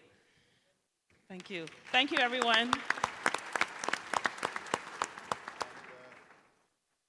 Hello, can I have... No? Yes? Aha, thank you. I have to beg you this morning. A round of applause to our moderator, Alto Vice, all the way from the Bahamas. Thank you, sir. I know you have a meeting, you gentlemen. I know that there's a Ministers of Finance and Central Bank Governors meeting now outside to the left. I'm sure the ushers will take you there. Thank you very much, sirs. Now we're going to have what I call a mega panel now, a very, very big panel. I think there's nine panelists and the title is Unlocking Capital to Deliver Prosperity for Africans. Whilst they shuffle the furniture around, because they have to move, and the microphones, I've got a few minutes actually, and I've got a microphone right here. And I'm going to come into the audience because I've not really heard from the audience and who the audience are over here. So let's see who we have that we haven't heard from. I can see the former vice president of my own country, the Federal Republic of Nigeria. I know there's a lot of my kinsmen and kinswomen here today. And our former vice president, His Excellency Vice President Sambo, is sitting here quietly as always. You know, if I have a microphone and you're around, you know what happens next. I give it to you. This is if I can give you this, this is not an ordinary annual general meeting. This is celebrating 30 years, as Professor Orama says, 30 years of an organization that when they started out, they had a belief that they were doing something special, that they could make history, they could have an impact. But I'm sure even they had no idea what kind of impact they could have. It's been quite transformational. You've been a big supporter of Afreximbank and done everything you can to support this organization. Just tell me what comes to mind when we look at 30 years of the African Export-Import Bank. Thank you very much, Mr. President, distinguished guests, ladies and gentlemen. I think it is really highly appreciated that the founding fathers of the Afreximbank did an excellent job, and we are witnesses today on the achievements of Afreximbank. Without Afreximbank, I believe today we'll be telling a different story. The bank has done extremely well. It has created investments. It has created the infrastructure. And today, the greatest infrastructure that has been put in place is this issue of trading between African countries. The only means that we will get released from our economic independence. I will seize the opportunity to congratulate the bank and look forward for greater achievement. Thank you. Round of applause, please, for our former vice president from Nigeria. I see the president of the bank in. Could I grab you for just a second, because I see that people would love to hear from. We heard your speech earlier, and Mia Motley was here with us yesterday. That was quite a special moment. You're not just talking the talk; you're walking the walk in terms of bringing the diaspora and Africa together. This is a 30th year anniversary for Afreximbank. I was reading an article that you did in African Business Magazine, walking down memory lane, talking about how there were just 6 of you when you started and got to, is that right? And you were staying in, I think, the Intercontinental Hotel. You didn't even have an office. And President Edodu was quite a visionary individual. This was a hard-working man, and in many ways your mentor, I would imagine, as a young banker at that time. As we get to 30 years on, 30 years it almost happens in a flash to some degree. What are your feelings about, looking back down memory lanes? You must have a tremendous sense of pride, and maybe that fuels you for the work that's yet to be done. Thank you very much, and let me recognize Vice President Sambo and all the dignitaries here. Thank them for joining us as we celebrate 30 years. Celebration for all of us, not just Afreximbank, because Afreximbank is our bank. It's a collective bank of everybody. For me, what 30 years of Afreximbank has taught me is that whenever you put your mind on something, and work hard on it, remain focused on it, you will achieve it, notwithstanding the odds. It will not be easy, but you must have the spirit of the harder they come, the harder they fall. No matter how difficult it is, you must overcome it. And the best way for an African institution in a continent of 55 countries, fragmented by colonialism, divide and rule, is to make sure that you rise above that and have the support of your constituents. That is the greatest backbone you will have. Because everything you do that disrupts the status quo will meet, always meet, with a forceful counterattack. It's with that strong backbone that you will always use to excel. And as we look ahead, Afreximbank, we are really happy and pleased that it has become systemic to the continent. Becoming systemic, we have no illusions that it's not going to be easy. The challenge is, when I finish my term and I leave, one of the things I will tell the person taking over from me, that the job will be harder, require greater courage, require greater vision, and above all, it will require greater love for the continent, the Africa first. If you have that, you get the support of everybody, you'll be able to look others in the face and tell them, I do this for my people, just as you are doing for your people. Thank you. And thank you. Professor Benedict Orama said it all there. Now we're going to quickly move on to the next panel. I don't need to say much because I have possibly Africa's greatest moderator there in Bronwyn Nielsen from the Nielsen Network, and also the force behind all that's happening, the madness that has to happen to make what's possible on stage. She is the program director, and she's also the moderator for the next panel. Over to you, Bronwyn Nielsen.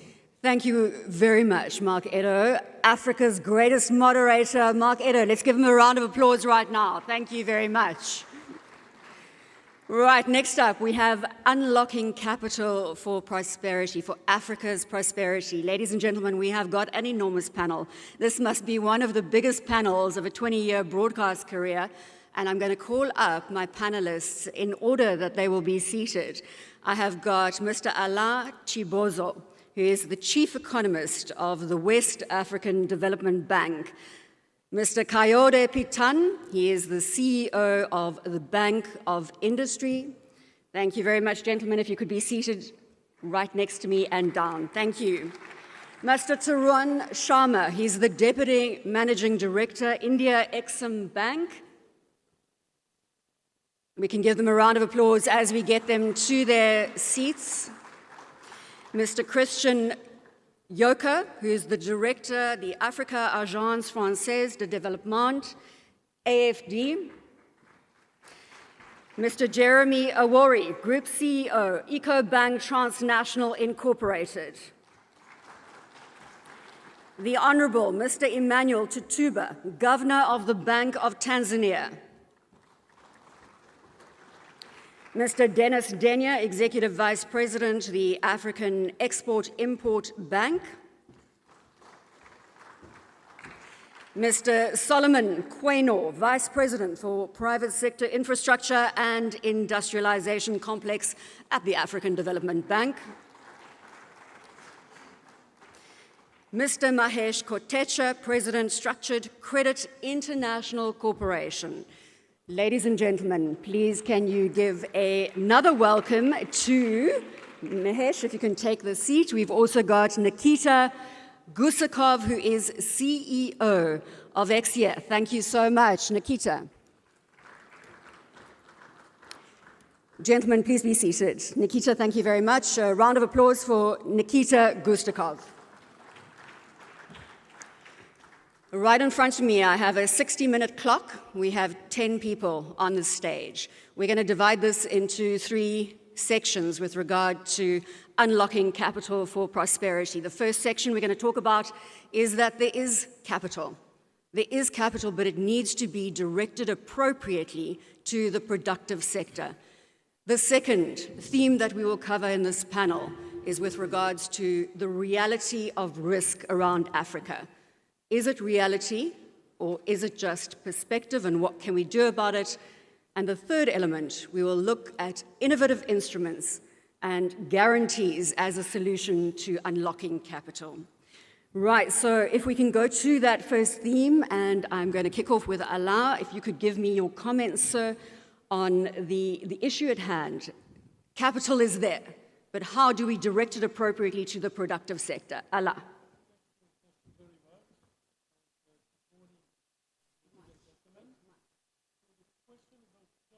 Sorry, Alain, I think that microphone's not working, sir. I'm just going to make sure technical sorts that out. In the interim, I'm going to give you this, and I'm going to go to Kayode. Perhaps you could give us your opening thoughts, sir. Thank you very much. Can you hear me? No. So, right, there we go. So thank you very much, and good morning, ladies and gentlemen. So the question about capital, I would say, need to be, I would say, clarified. What is the issue? Capital, and especially the capital that can absorb losses, is key, because when we take some risk, if things go wrong, we need to sit on part of capital which can be used to face these losses without any issues. And of course, this means that it's difficult to find this capital, because most of those who have this capital are risk adverse, number one, and two, tend to charge a lot to give this capital. So our challenge is, when we have some capital and when we have some loss-absorbing capital, our challenge is to make sure that we use exclusively this loss-absorbing capital on assets which may face losses. Unfortunately, what's happening today, in some projects, we use capital to find assets which actually are not risky. And the most examples is some projects where we use some capital to finance some headquarters, some properties. And that's something we need to work on. Thank you very much. Kayode, if I can get you to come in from a Bank of Industry perspective, and I think the point that Alain makes there is incredibly important. The fact that we could be directing capital to the wrong projects. Perhaps pick up on that theme, sir. Yeah, thank you very much. Yes, like you said, capital is available, but we have to be creative the way we go about looking for capital. You ask yourself, they say, well, we don't have long-term capital in Africa. That's not true. Maybe the long-term capital in Africa, they're in the wrong places. For instance, there's a lot of pension funds in South Africa, a lot of pension money in Nigeria. The African countries have most of their foreign reserves in foreign banks, earning close to nothing. And then they go around to go and borrow money from the commercial banks and pay anywhere between 7% and 12%. So if you know where to look, capital is available. But then most African countries have problem accessing the capital. One, we need to look at the financial structures of those countries. Taxations, for instance. Most African countries, you'll be surprised how much we collect in taxes. The rich don't pay, So a lot of money also is locked up. So that has to be. And then you now ask, what do we even need the capital for? You look at our import pattern. In Africa, we're importing champagne, importing different kinds of things.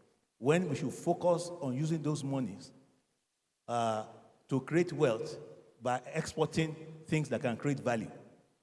So when the foreign So Coyote, I'm going to get Tarun to come in here. I just want to get one point. You haven't answered my question in terms of whether, sorry, can you give it back to Coyote for a moment, whether we are in fact directing capital to the wrong areas on a regular basis across Africa. If you could answer that and then hand the mic to Tarun, please. I think we are doing that in a lot of countries.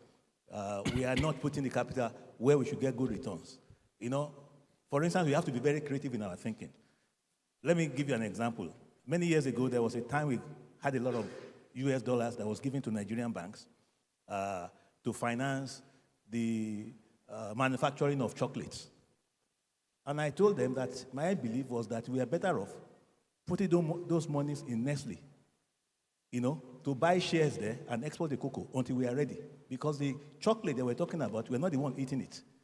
Exactly. Tarun, pick it up, please, from an Intra-African perspective. Thank you. I think, yes, there is capital available, but in terms of, what we see total investments requirement over the next 5 years, I think there's a gap of about $1.5 to $1.8 trillion.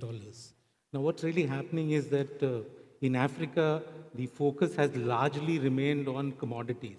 If you look at where the investment is going, and where Africa's exports are going, they're largely dependent on commodities.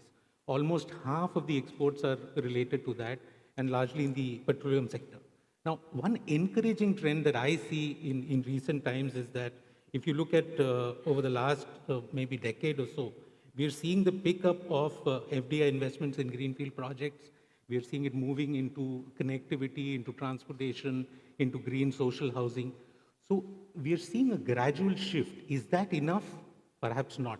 We need to do a lot more to try and get it into the right places where it's not going as yet. Thank you. Right, before we hand that mic further, what you are seeing right now, ladies and gentlemen, is an advertisement across the stage, which says, welcome to the annual meeting for Afreximbank 2023, because I want to check whether Christian Yoko's mic is working. So, Christian, it's an ad break, and you start talking. I'm so happy to be here. Apparently it's working. You're right. So happy birthday to Afreximbank. Go ahead, Christian, and bring in your point, please. Yes, thank you very much. Indeed, this question of capital availability is a key one. And indeed, the issue is not so much about the availability of this capital, but the channel. Which channels shall we use? And we do think at AFD that one of the best and main channels is to go through development bank, public development bank. There is no country that has been able to strive without having a public financial arm. That's why we do support this club, IDFC club of international development banks that gather 26 banks around the world, 5 of which in Africa. And they have a strong capital and financial capabilities because they represent 600 billion USD per year in terms of financial commitment. And those actors are on the ground. They know where to direct financing. So we do think that that's a proper channel to be used in order to make sure the capital goes on the right sectors. Jeremy, from an EcoBank transnational perspective, if you can weigh in, and again, gentlemen, you are the experts on the panel, so weigh in with your most pressing thoughts when it comes to the topic at hand. So thanks, Bronwyn, and good morning to everyone. There are 2 or 3 areas which I think we have to confront when it comes to capital allocation. If we look at agriculture, and you look at lending in commercial banks, and the percentage of banks' balance sheets that go to agriculture, it is probably in single digits in most countries.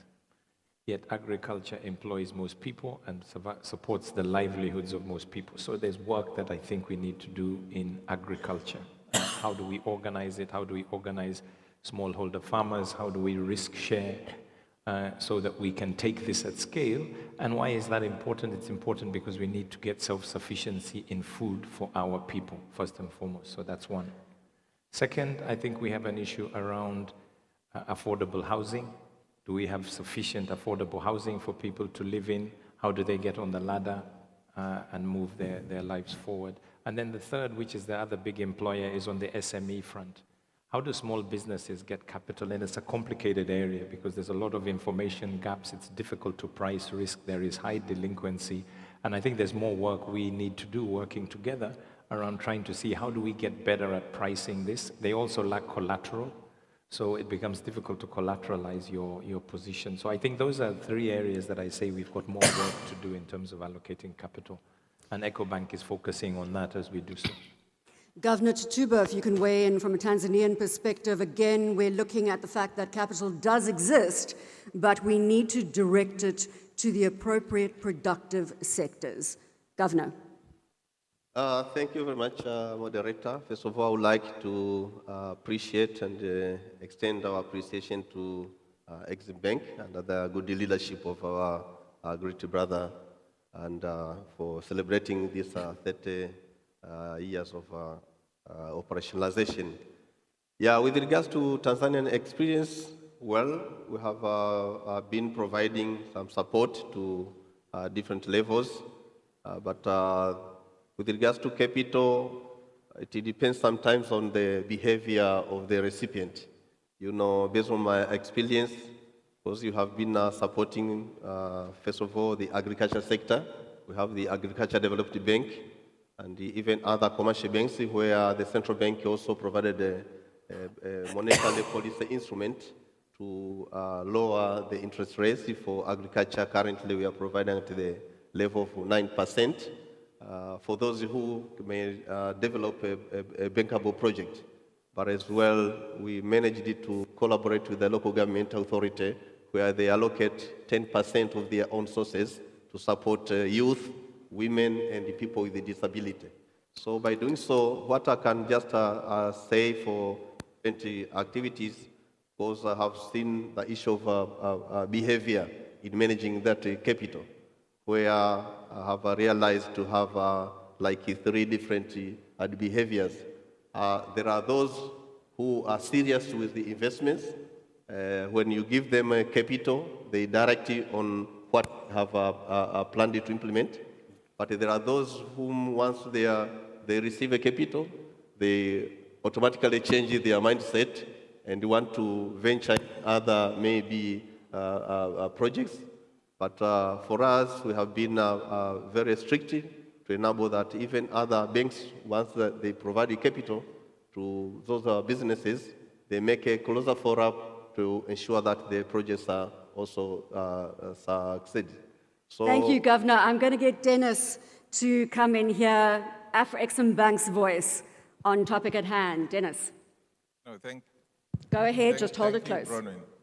Definitely capital is available, but as institutions, we have to make ourselves attractive to the people who have the capital, whether it's debt capital or equity capital. So how do you do that? As an institution like Afreximbank, you have to have the correct credit ratings. So it's important. We got our first rating in 2009, and over the period, we've improved it. So even during the difficult period of 2022, we were upgraded by 2 rating agencies. That makes us attractive. But you also need to have the products that are targeted. For example, we are promoting AFCTA, and we need to finance African entrepreneurs, not only with the debt capital, but also with equity. So we set up a fund for export development, to provide that equity capital to enable African entrepreneurs to participate in the FCTA. But we have heard that a number of people have good ideas, but they don't have bankability projects. So you need to have a product that will enable African entrepreneurs to move from idea to bankability. So we introduce a project preparatory fund to help in that regard. So as an institution, you need to be fit for purpose and be attractive to providers of the capital that you need, whether it's equity or debt. But you also need to develop products that are targeted at the areas that you want to develop. And I think that theme of bankability, lack of bankability, Solomon Kweno, is something that you've heard over and over again in terms of getting the products online. Thank you very much, Bronwyn. Given that this is my first opportunity representing the African Development Bank to make some comments here, Professor Orama, congratulations on your 30th birthday. Senior management, Dennis and others. Babaka and Indai would be very happy in terms of what you've become. So congratulations. On behalf of President Adesina and the senior management of the African Development Bank, I'd like to convey those congratulations. But Bronwyn, let me touch on the capital aspect, because there's an aspect of capital that we haven't discussed. So Jeremy and I yesterday met, and we said, yes, this is, Africa is primarily a banking market. But then that means the capital are short-term deposits. We need long-term local currency and even foreign currency capital. The financial markets the financial assets across the world, 110 trillion. Only a trickle is coming to Africa. So that's part of the reason why we as the AFDB decided we have assets on our books. Let's do a synthetic securitization to attract US investors. And we were supported by Africa 50 and Marina. So partnerships is very important in doing this. But let's bring this closer to home. We have what we call the $2.5 trillion story. If you look at the sovereign wealth funds, if you look at the pension funds, if you look at the insurance pools, assets under management in Africa are really around $2.5 trillion. Now we, in partnership, Dennis, ourselves, others, need to figure out what do these investors want? What risks are they uncomfortable with? And how do we mitigate or de-risk so that we can channel those funds? Exactly. Solomon, I want to bring Mahesh in here, and it is that. Capital flows where capital is welcome, ladies and gentlemen. Capital flows where capital is welcome. And I take from Dr. Orama earlier in terms of saying, Professor Orama, that it is about Africa first. So I think we're all saying the same thing. It's about speed of execution right now. Mahesh, I want to bring you in, and please take into account what the rest of your panelists have said. Add your voice, sir, and then Nikita, I'm coming to you. And then, gentlemen, we're going to jump around the panel, so don't expect me to go in the same order again for the next theme. Mahesh. Thank you very much. I'm very pleased to be here at the invitation of Dr. Orama. I thank you for that, and I also congratulate you on the 30th birthday, as well as on getting an upgrade. It should have been an upgrade to single A. It was an upgrade to triple B. We hope that you get to a single A someday soon. So congratulations. The speakers before have said a lot of different things, and I want to pick up on a couple of threads there to talk about risk. Portfolio investors are typically short-term investors. So they react to short-term market conditions. Long-term investors are really what you want from abroad. Foreign direct investment is really what you want. And for that, you need to have proper bankability of projects, and you need to have proper risk mitigations to cover real risks and perceived risks, both. Real risks are difficult to really change. They take time. Nigeria, for example, where President Obasanjo was here yesterday, I don't know if he's still here, but Tinubu is doing a great job of trying to fix the real issues in Nigeria. Other countries have done many policy reforms. Nigeria is embarked on a major, major change with the elimination of subsidies and the floating of the exchange rate, and more to come. So those real changes have to make a difference, and they did make a difference in the spreads almost immediately, although that has to be sustained over time. Then there's the issue of perceived risks, and there's a lot of discussion on perceptions of risk. The rating agencies are blamed for much of that, and the investors are blamed for that. And I think that there is a very interesting question that can be raised as to how do you address both real risk and perceived risk. Perceived risk, I thought, should be addressed 20 years ago when I was at the Council on Foreign Relations with the assignment of ratings. So I was involved in the first set of ratings that were funded by the US government and by the UNDP, and 20 years later we have a $300 billion market for African sovereign bonds, which would not have existed without those sovereign ratings. So let's not forget, when we bashed the rating agencies, those ratings made it possible to get those bond issues done. Now, Mahesh, we're going to drill down into the risk premium in the next round. Nikita. Thank you very much. First of all, happy anniversary, and thank you for inviting us here, and thank you for making this event, which is really a central point of every community of bankers, corporates coming here. I may sound not that orthodox as previous speakers, but I think we need to stop thinking in dollar terms. We already settling in multiple currencies. We go into CNY, we go into dirhams, we go into rupees, which means we need to start borrowing in these currencies. And the pockets of liquidity are there. We just need to focus on that, make the right road shows to these markets, and start getting this funding available. That's one point. The second point, the classical model of safekeeping, and I want to echo to what the colleague from African Development Bank said. Africans should learn from Russian experience. We did the same thing. We were keeping our funds at the US European banks at 0%, and we're borrowing at single or double digit. It's no longer available. We need to employ the local capital into the local market without going into intermediaries and perceived safeness of this money being kept with the international banks or others. If we do that, it means we're not only safe on the costs, but we also deploy the capital where it is generated. And the Africans have a lot of capital inside and outside the countries. So if we do that, it will bring enormous amount of new funding to the local market. Thank you very much. So we have 34 minutes left, and we're going to distribute that equitably across our panelists. So you have just over 3 minutes each. And instead of following those 3 themes, because I know that we're not going to make 2 sessions across the panel again, I'm going to defer to each panelist where they can take their 3 minutes. They can look at the themes at hand.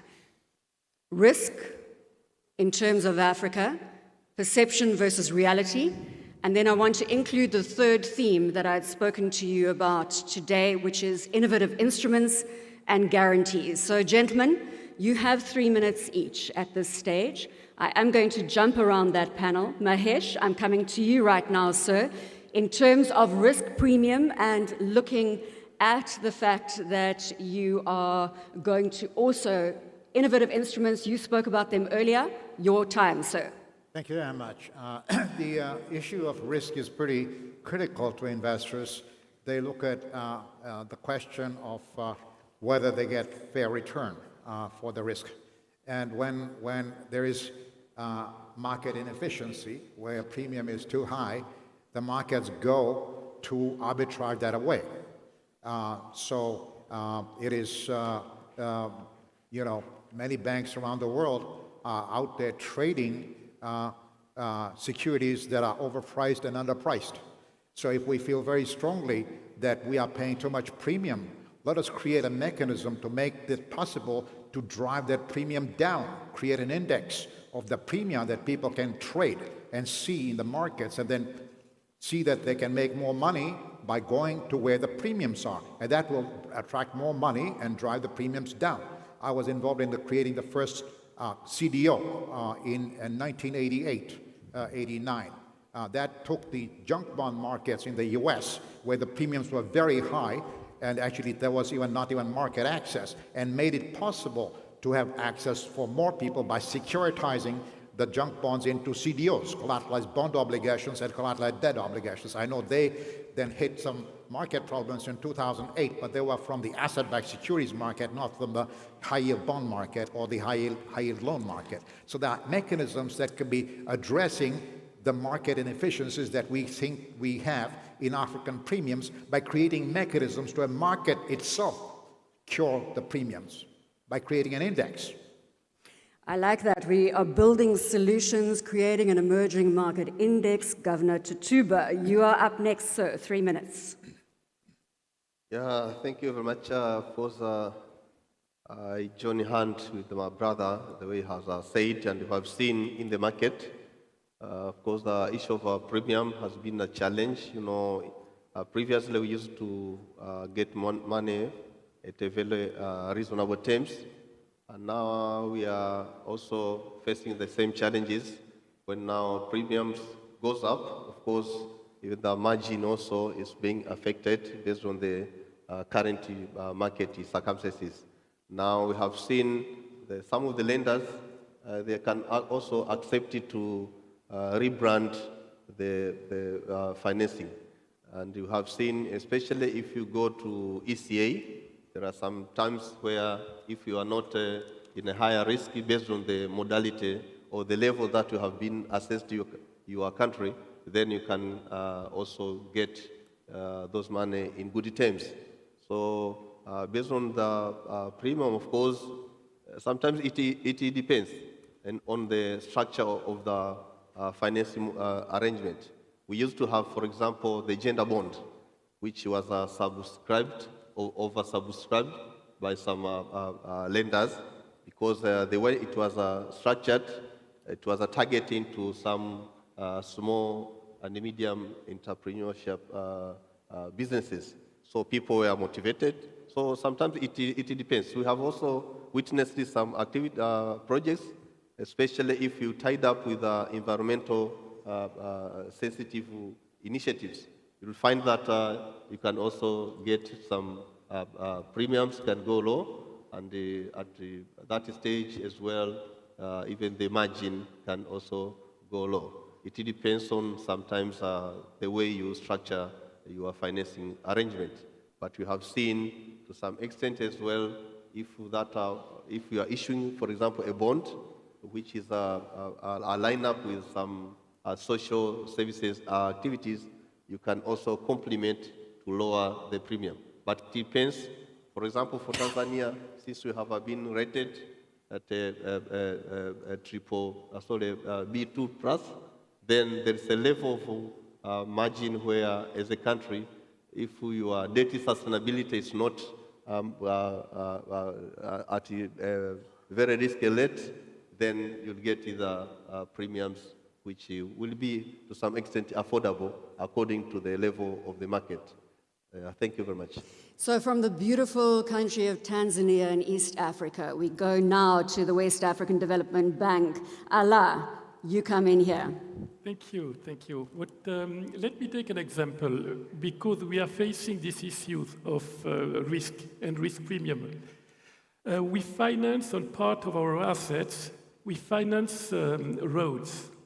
And today, financing roads, especially roads that will generate revenues through tolls, usually these projects are not charged with high-risk premium. We can find some capital to finance this with decent risk premium. And that, by the way, is the reason why across our countries you would find a lot of projects with infrastructure, roads, airports, ports, and everything. Because there are some revenues that can be used partly to pay the cost of the capital which is allocated to finance these projects. However, at the same time, we also finance schools or hospitals. And we all know a school will not generate any revenues. And the issue we're facing today, we know that building schools is our future. It's critical, we have to do it. But a project of building school will be charged high capital and high risk premium. So one of the ways to do it for us is to use mutualization. To make it simple, to use part of the future revenues that would be generated in a project on the road, to use part of these revenues to secure the funding and the resources allocated to pay the capital for a school. And we would do that for one reason, because we all know that there is a unity, and the development of a country is only one way to do it, and we have to do everything at the same time. No way we would give the priority to I would say, the short-term issues, the road, and it's good to have the roads, because this is the free trade, and the free trade area needs the roads, and at the same time, we cannot sacrifice the future. This, in a nutshell, what I should do. Nikita, we have the BRICS Summit looming in August. I think it kicks off 21st of August in South Africa. I think if we can bring in the Russian perspective right now as we talk about these innovative instruments, we talk about guarantees, we talk about solidarity as emerging markets. You mentioned earlier pulling away from the influence of the US dollar. Perhaps weigh in with that commentary. Thank you. Yeah, I think BRICS financial instruments are underdeveloped. We obviously have the new development bank, which previously was called BRICS Bank, but we believe it's not deploying enough capital into supporting the projects in the countries that are forming BRICS. So the summit would be one of the opportunities to discuss that, and we believe BRICS countries have a lot of interest in Africa. So not only South Africa, but also the Sub-Saharan Africa. So I think that BRICS, through the instruments they have, and maybe even through, settlement currencies, funds, not only the new development bank, may bring a lot of new capital into Africa if it's channeled right.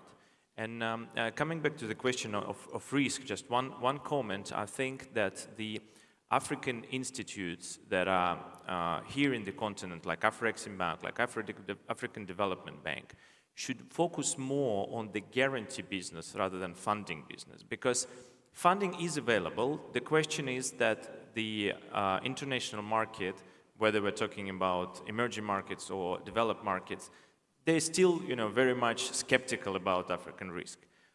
But they are ready to fund directly, provided they have credit enhancements. So once we have the institutions focusing more on the credit enhancement, we can get the direct funding, and it will save a lot of costs to African borrowers. I just want, first of all, Tarun to come in. Mahesh, then you can come in with a comment there. But Tarun, if you could take it from an India perspective, and we can build on, please, the theme that is being put forward there from a BRICS perspective, guarantees. I don't think we've focused enough on the importance of guarantees in this conversation. Tarun. No, absolutely.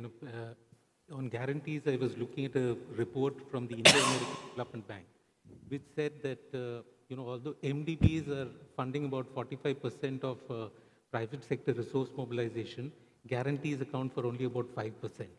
And that's a very small number.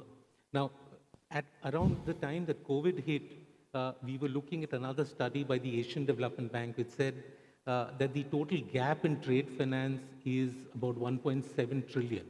And we saw Afrexim had started a wonderful program on trade facilitation. IFC has got something great, the African Development Bank as well. But we said, no, as Exim Bank, we are only going to look at medium to long-term financing. And soon we changed. We said, no, we must try and do something here. The program started on a pilot basis last year. We've done over 100 transactions, covered over 300 million of trade transactions with multiple countries in Africa, across the north, south, east, and west. This year, we're looking to have the program go upwards of $1 billion. That shows that the risk perception, what's happening really is that when you look at the risk part of it, the number of the RMAs that were there with banks has reduced dramatically because the perceived risk is very high. Again, to quote a study, Moody's did a study from 1983 to 2019, which showed that the total delinquencies on debt in Africa is amongst the lowest in the world. That shows that perceived risk is perhaps higher than the actual risk involved, whether it's trade finance or it's long-term investments going into markets. Now, when you look at, again, I made a point on the extractive industries. If you look at non-extractive sector, that's where investments are not flowing enough. And we need to look at making certain regulatory changes, looking at developing or building institution frameworks stronger. And IFC has done a study which says that if this goes well over the next 4 years, we could see an additional 20 billion of investments flowing just in sub-Saharan Africa through these small changes.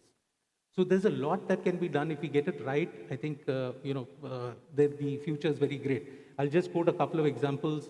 For instance, Kenya, we've supported a textile company that has now created jobs. It is exporting out. In Mozambique, we started supplying PV modules for solar, setting up solar generation. Today, we are seeing that Mozambique, with additional funding, has now started manufacturing their own PV modules in Mozambique. The last point is here in Ghana.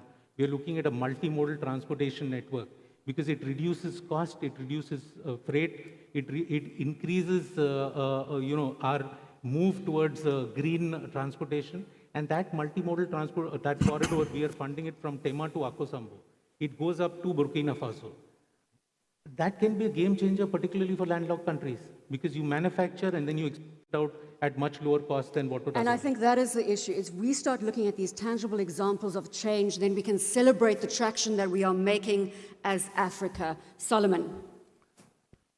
So it's interesting, the gentleman from Russia talked about the fact that DFIs should start to really shift from lending to guarantees. Those of you who were in the prior panel heard the Minister of Finance talk about their issuance into the Panda bond market.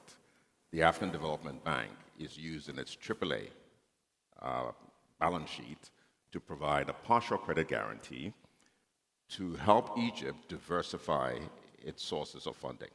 And we're able to do this, helping them get tenor extensions and also, of course, price savings.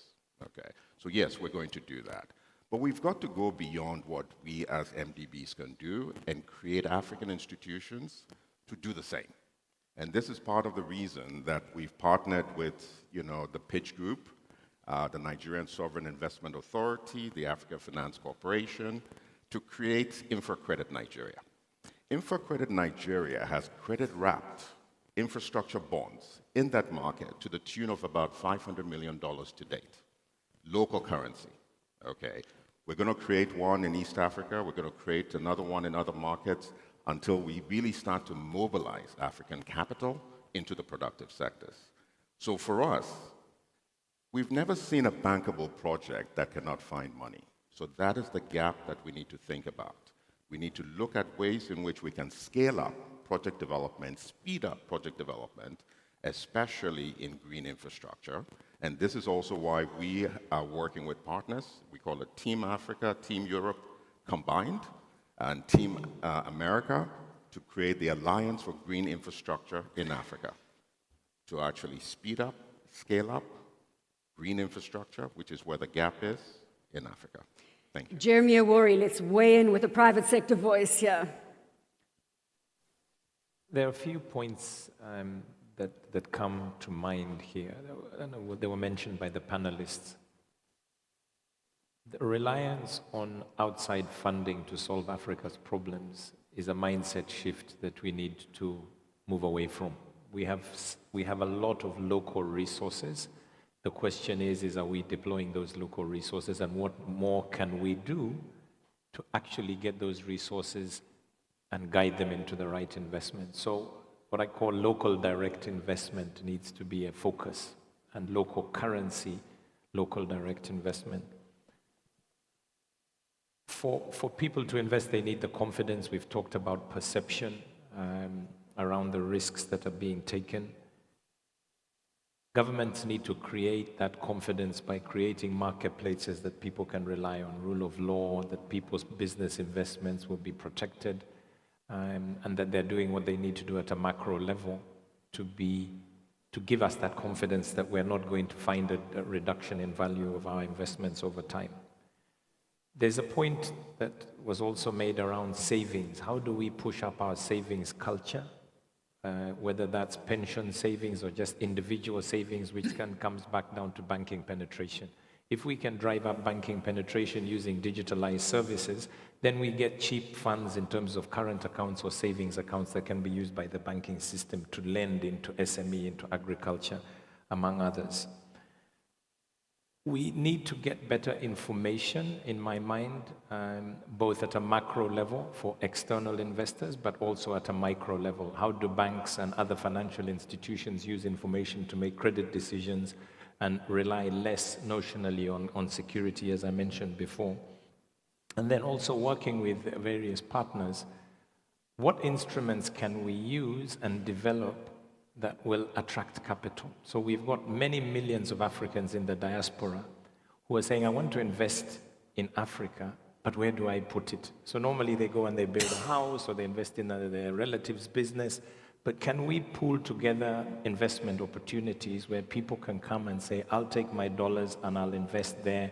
It's transparent, it's professionally managed, and create an ecosystem of investment opportunities. But that will obviously push us to have to then drive up governance to give that confidence. And that's something at EcoBank we're quite keen on working with various partners, because this is not something where we're competing with each other. We have to work together to build these capital markets, whether it's multilaterals, bilaterals, DFIs, banks, other financial institutions, because we've got great talent, we have got great people, we have got great resources. Let's create the instruments that will give them confidence to invest in our continent and countries. Thank you. Let's create instruments that will give investors confidence to invest in our continent. Kayode, Bank of Industry. Sorry, get it. Thank you very much. Talking of risk perception in Africa, it's very real. For instance, you pick the case of Nigeria. The rating agencies we've spoken about, they quickly downgraded Nigeria from B2 to B2 minus to CAA, and what that means is that the cost of raising money for Nigeria has just gone through the roof. Now, if you were to ask the rating agencies, why do you think, the rating for Nigeria is the right rating? They will tell you very quickly that the debt profile is very high, that Nigeria spends a lot of money on subsidy. There are multiple exchange rates in Nigeria. Okay, no problem. We have a president who has come in. He has removed subsidy. He has aligned the multiple exchange rates. So we asked them, so why have you not upgraded Nigeria? Say we are watching it, And the same thing happens in a lot of places, that the cost of raising money in Africa is very high. But like some of my colleagues here have said, you need to be creative and use guarantees and find means by which you can reduce your cost of raising money. Last year, in spite of the rating of Nigeria, Bank of Industry was in the market 2 times last year. February last year, we went to the bond market. We raised 750 million euros.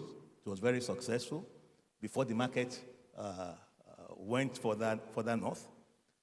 In August of last year, we were also in the market, and we raised €1 billion. Now, the point is, if Bank of Industry went to the market to raise money, if Nigeria had been downgraded to CAA, and we are a sub-sovereign, it means we are going to raise money at the rate Nigeria will raise the money plus X, because the sovereign is supposed to be, a better borrower. But we couldn't raise money at those rates, as a DFI. So what we did was to make use of some of the instruments that we had discussed here. We went to the market, spoke to AFDB, spoke to AFC. Now, AFDB has a triple A rating. AFC has an A3 rating.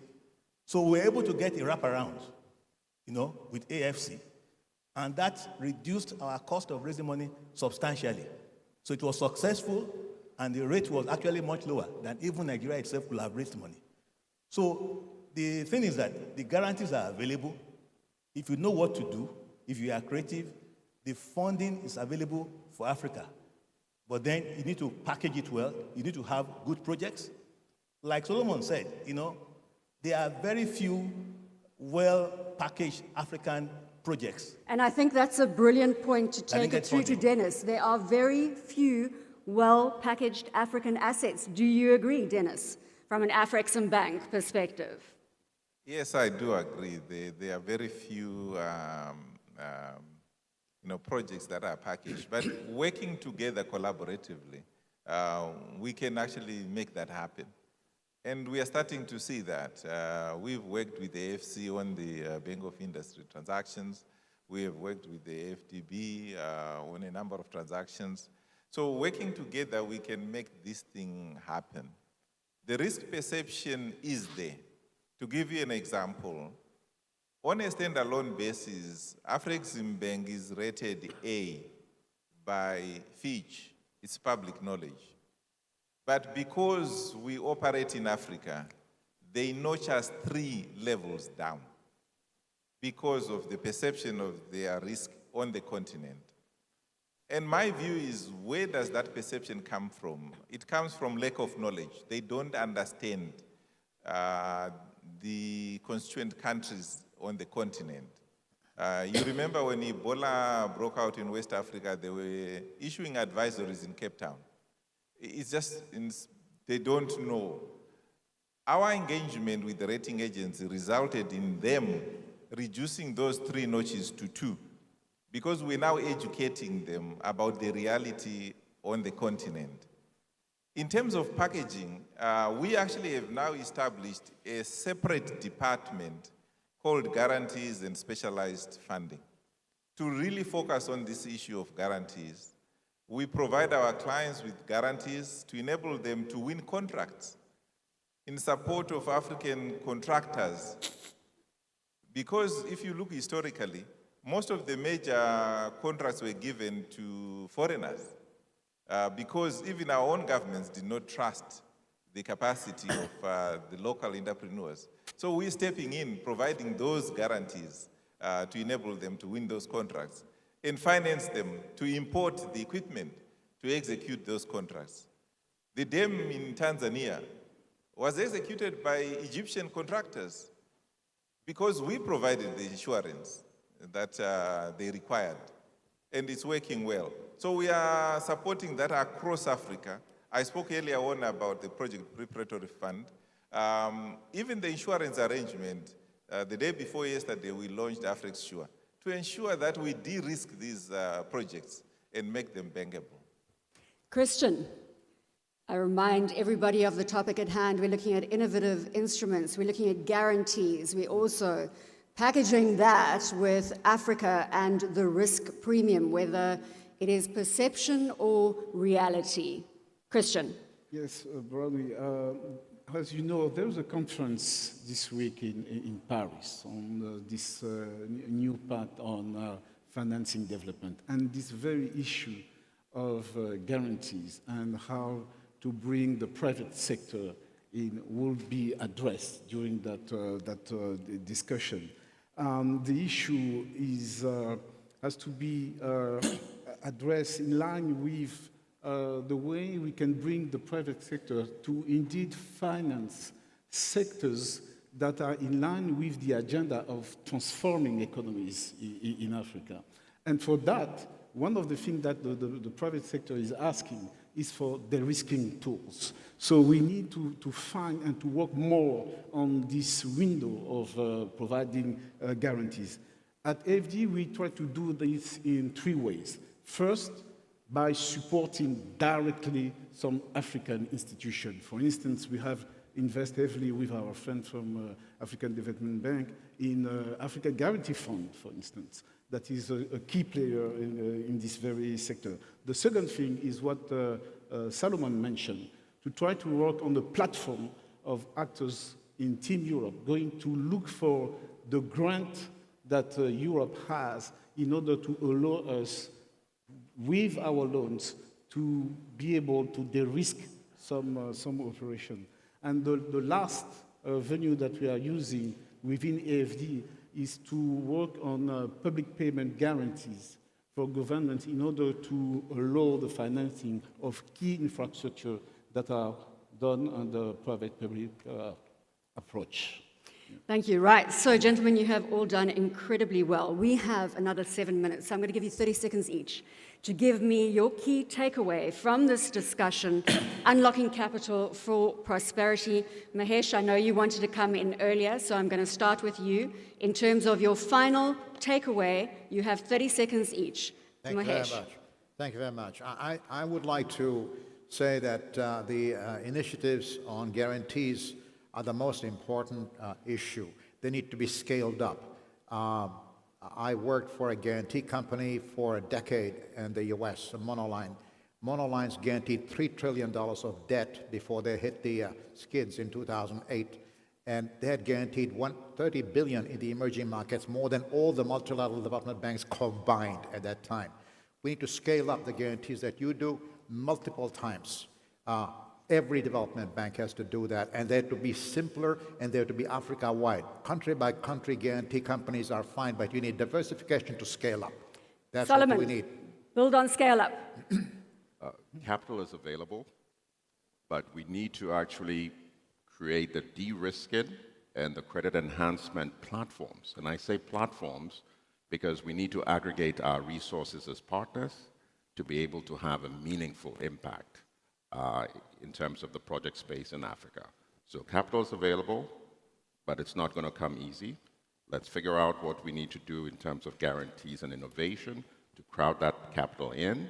And let's also pay attention to our own African markets and our African sources, because that's captive to us. And if we get that right, the global flows will come on top. Dennis. Just try it again, sir. In 2014, we launched the Central Bank Deposit Program, where we're trying to get capital from the continent. We only raised 75 million. In 2022, we raised 8.6 billion from the African central banks and insurance companies and pension funds. So cumulatively, we've raised 33 billion US dollars over this period. So capital is available on the continent. But we've gone further. We're now looking at local currency funding, using our rating to access that capital and provide the tenors that are required for development. So working together with financial institutions such as the FDB, TDB, and even commercial banks like Standard Chartered, Standard Bank. EcoBank. Yes, we absolutely can marshal the capital that is required for Africa's development. Allah, I'm going to jump to you. Governor, I haven't forgotten you. I'm going to take Allah first. Thank you. Thank you. Allow me to give one more example about innovative instruments. 2.5 years ago, West African Development Bank has issued one of the first ESG bonds. The good thing is, instead of paying 5% plus on the senior debt, we issued on this ESG bond, we paid 2.75%. So a huge economy, which of course will benefit to our populations. The way to do it was to commit that we would use the proceeds exclusively to SDG-related projects. Of course, what is sad is that the non-SDG-related projects were typically excluded from these resources. Fine. But on the other hand, with this ESG bond, we have been able to secure the financing of key projects for our future. So that's just one thing I wanted to mention. Thank you. Governor. Thank you very much. I believe that all projects which can be implemented in Africa actually can have access to capital. What is needed is just to brand them in an appropriate way that will attract the capital. And as we have seen, there are a number of initiatives. If you brand it in a line which can be aligned with climate, it means you can access some discount from various windows which are provided, like ECF, GF, Adaptation Fund, and the like. As well, if you put it, if it can be developed in sensitive to gender, as well as we did in Tanzania, we had a gender bond. So there are a number of ways. What is needed is to just be structured in an appropriate way, and you find a way that can attract financiers to lend on that project. But I believe all the projects can access capital from various ways. Thank you very much. Coyote, 30 seconds each. We are counting down to that clock. We have exactly 2 minutes left. Coyote. Yeah, thank you very much. I would say we need to create African champions. You know, we are telling Afrexim 30 years and we are congratulating them. Can you imagine if we can double the size of Afrexim in about 2 or 3 years? And we can do it. We have the capital. You know, we should support people like banks like Afrexim, AFC, and the regional banks. You know, some of the monies we have overseas, let's bring them back home. and double and triple the capacity of these banks, they will do more for Africa than the banks we are running after.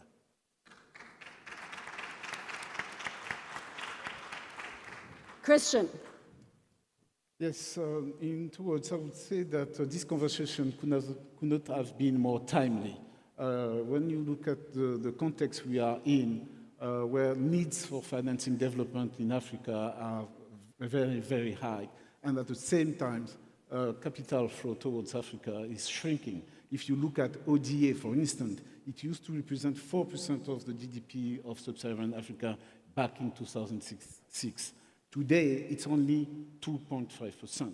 So yes, there's a need to really think how to find resources internally to finance development. And I think that is really key. And I will just finish with one example of something we did here in Ghana, where we financed the Ghana Investment Infrastructure Fund set up by the government of Ghana. It's a sovereign fund, and it allows to finance infrastructure. So we plead for more. Right, we're going to be 30 seconds over. Like Jeremy Owori, I want you up next, and then Tyrone, you come in. Jeremy. So for me, it's about partnerships, like what has been said. When I sit with my EcoBank team, I think what's the purpose of being in 35 countries, having 35 million customers? We need to use this in a way that solves African problems and uplifts our continent. So partnering with the players on the stage, the players out there, is going to be key.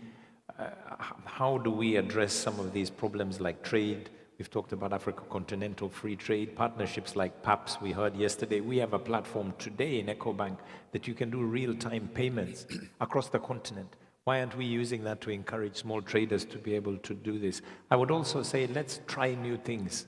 We shouldn't be afraid to fail. Let's try some new pilots. If they don't work, what do we learn? If we try new things, then how do we scale up? And I offer EcoBank and our infrastructure to scale. And by working together, I think we can make our own small difference. And Tarun, the last 30 seconds to you, sir. I couldn't agree more with Jeremy.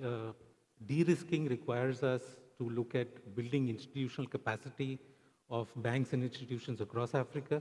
And I think the onus is upon all of us sitting here on stage. And the second is to look at how do we look at credit enhancing so that banks across Africa develop stronger relationships across banks in other geographies. And lastly, in terms of skilling, I think our focus should be on skilling as we go into productive sectors to not only create employment, but also employability. Thank you. Right, ladies and gentlemen, that's us. Thank you very much. A huge round of applause for our panelists. And I just want to say that must be a record. We are at 61 minutes and 15 seconds for 10 delegates on stage. Of course, Nikita's no longer on stage with us. Congratulations, gentlemen. Thank you very much. Mark.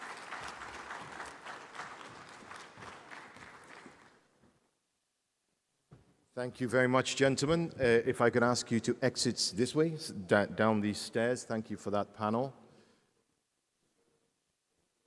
Now, EcoBank. Now, before we break for a coffee break, don't stand up when I say coffee break. We're going to have a few deal signings. As you know, and anyone that has been involved or been part of the Intra-Africa Trade Fair or an Afreximbank annual general meeting, yes, there's talk, there's ideas, but there's also action. And you witness action in many of the deals that are signed during these events. This is no exception. We've got 5 deals today to share with you, for you to be our witnesses to these deals. I know they need to move some of the furniture around because, as you know, when you have these sorts of deals, you need a table, you need the chairs, and you need some lawyers. And I think there are some lawyers around who will appear any minute now. So we're going to have 5. We're going to do 5 deals. I'm just going to wait. We need the witnesses to said deals, the parties to said deals, for said deals to appear. Here comes the table and the chairs.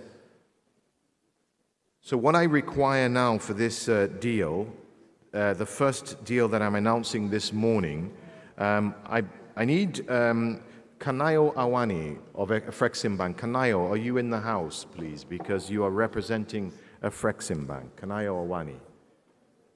Is Kanai Awani here? Madame Awani, have you seen her? Is she here? Dennis Denya.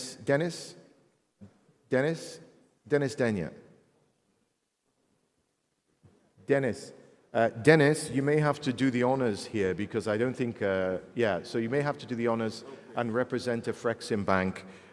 Dennis, our executive VP, will represent for this first one. And then I would like to call Sabelo Sivuyile Makungo, who is the Managing Director of DigiLoop. Can I see Makungo, Mr. Makungo? Yeah, okay, here she is. Ladies and gentlemen, a round of applause for Kanayo Awani. Excellent. So all I need is the Managing Director of DigiLoop. The Managing Director of DigiLoop is here as well. Round of applause. This is the first deal of the day. And it is an MOU between DigiLoop and Afreximbank. Before I tell you what the deal is, let me tell you a little bit about DigiLoop.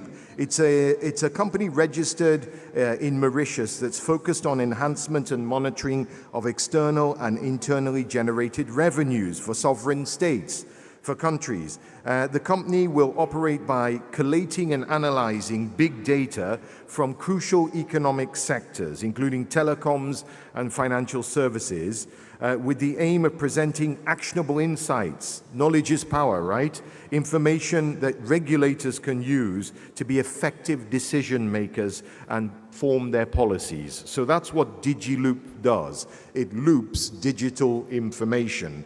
The purpose of this MOU is to provide a broad framework for the collaboration between Afreximbank and DigiLoop towards providing revenue origination, enhancement, and monitoring services, as well as bankability review. Whereas Afreximbank is represented by Mrs. Nayo Awani, DigiLoop by Sabelo Makungo, and the signing has taken place. Congratulations to both parties on this MOU between DigiLoop and Afreximbank. Now, Madame Kanayo Awani, you are needed for another signing here. Our Vice President of the Intra-Africa Trade Bank. Mrs. Awani will be joined by Floyd Haynes, who's the Chairman of New Haven Merchant Bank. So, Mr. Floyd Haynes, do we have you in the room? Mr. Floyd Haynes, the chairman, of New Haven Merchant Bank. If you could make yourself known for the signing of the MOU between New Haven Merchant Bank and Afreximbank. If you're here, raise your hand so I can see you. Is he here?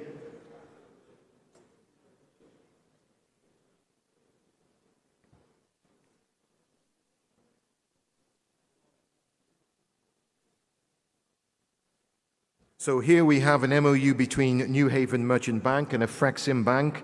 It's a partnership that will work with the Guyanese private sector and the government to identify business opportunities and projects that will be profitable for investors and contribute to Guyanese growth and development. The investments will focus on economically sound businesses and projects that will create manufacturing, agricultural, technology transfer, and service of jobs for the people of Guyana. Now, until recently, Guyana's economic activity was based on extractive commodities that were exported for processing.